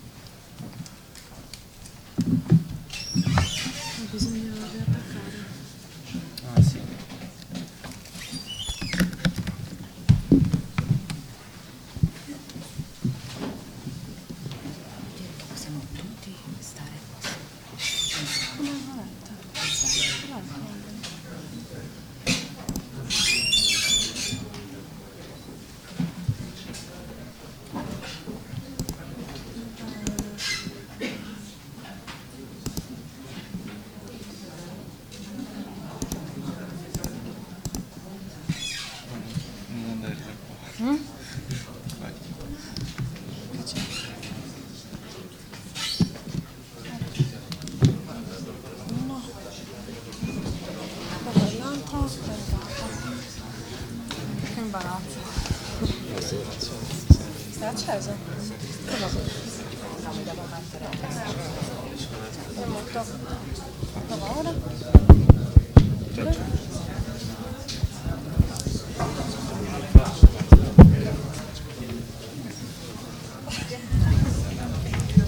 So, thanks for staying until the end. The first part of the concluding remarks is to assign the Best Poster Award. So first, thanks to all the speakers, all the poster presenters of the Tuesday section, and in particular to the one who applied for the award. This award has been provided by the International Physics Network that is behind the organization of the meeting. In fact, its board essentially is the same as the POC of the YRM. On behalf of the board of IPN, I invite you to visit our website and to ask any question about the meeting or projects that you have in mind for your career, and email us to contact@ifisnet.com. So let's go to the Best Poster Award, and a bit of suspense, maybe 30 seconds of suspense. Okay. The winner is Zocne Dadiani from Tbilisi State University, Republic of Georgia.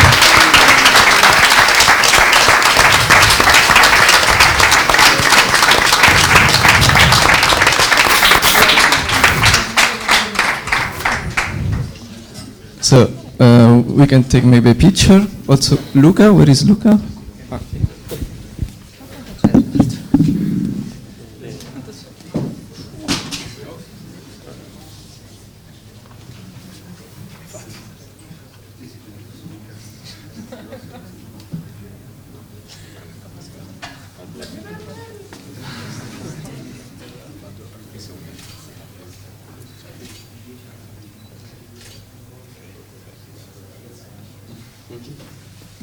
So congratulations, certainly. And now we move to the last advices about this meeting. So first, the proceeding of the meeting in Turin in last year will be published at the end of June. So stay tuned and enjoy the proceeding of the last meeting. For you guys, for the one that asked for the proceeding, I really stress the deadline of the 20th of July to present the first draft of the manuscripts, and then the revising process will start, and the acceptation will be about at the end of the year, and publication, depending on the schedule of IOP, will be about February of next year. Two essential points here. First, we are very strict with the content of the proceeding. That should be original, so no cut and paste with previous publications. And we also advise you to follow the guideline and the template offered by IOP to format your manuscript, because sometimes, most of the time, is lost just to correct small format problems. Then this meeting is not over still.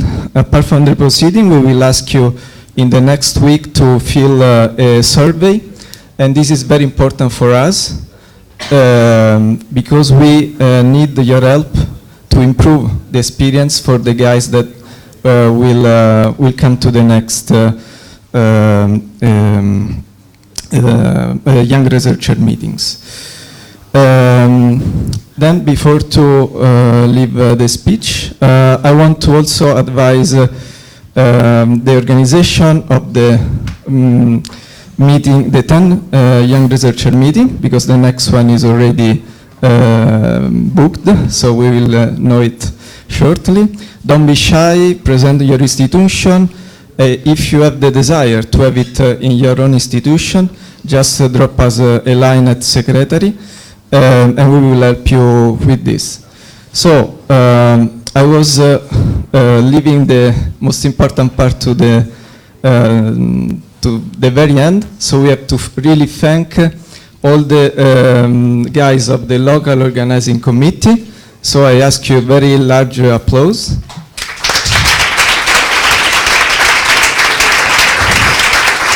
I think they are the essential part. The essential part of the organization, because we are working, I as a POC am working on remote, but they have really to deal with all the practical problems related to providing the food, that, by the way, this year was really exceptional. Also the location, to talk with professor, to ask for money, that is somehow a sort of artistic experience. To have ideas and to find people, to look for them, to follow them, to let them not to escape. To conclude, I leave the speech to Edgardo, that will tell us about the next meeting. Okay, so let's begin by cheering to the permanent organizers. So please. Thanks too much. And so for those of you who need a certificate of attendance, it will be sent in automatically next week by the secretary. We start thanking all the sponsors, in particular those for the poster and wine session. So a Pesarda, Sa Defensa Canteen, and Salumificio Parteolla.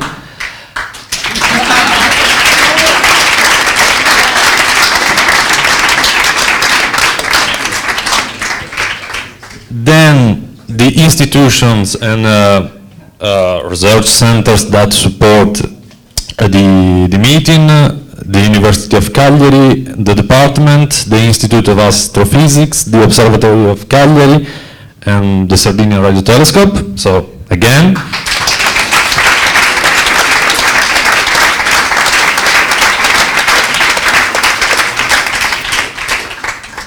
And then in particular some professors at university that contribute economically and personally.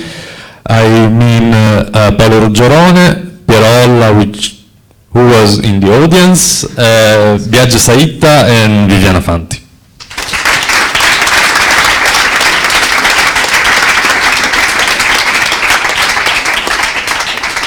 And so the last slide is a view of Salerno, where the next event will be settled down, and so we will wait for you in Salerno. And thank you to the participants, of course.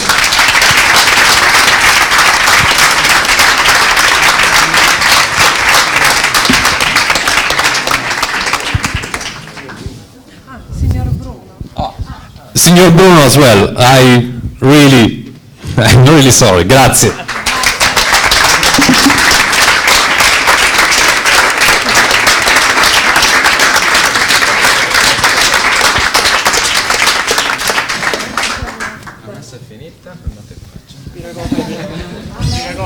The meeting over, enjoy the seaside.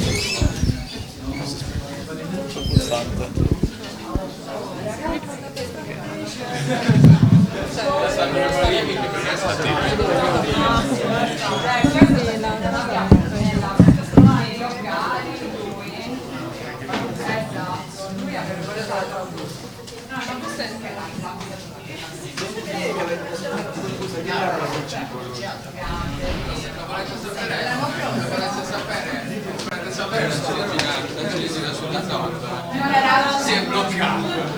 No, perché si è bloccato. Abbiamo le cose,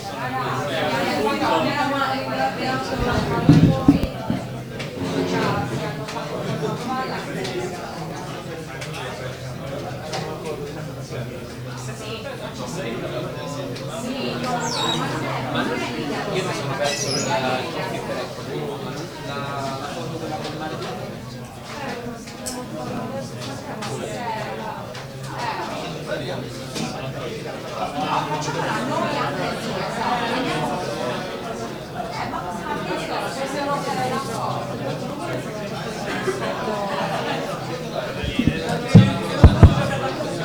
Okay, guys, just last thing. If someone wants to join us, we would like to take a picture, not inside the Cittadella, but outside. In this way we have the sea in our back, so please join us if you want.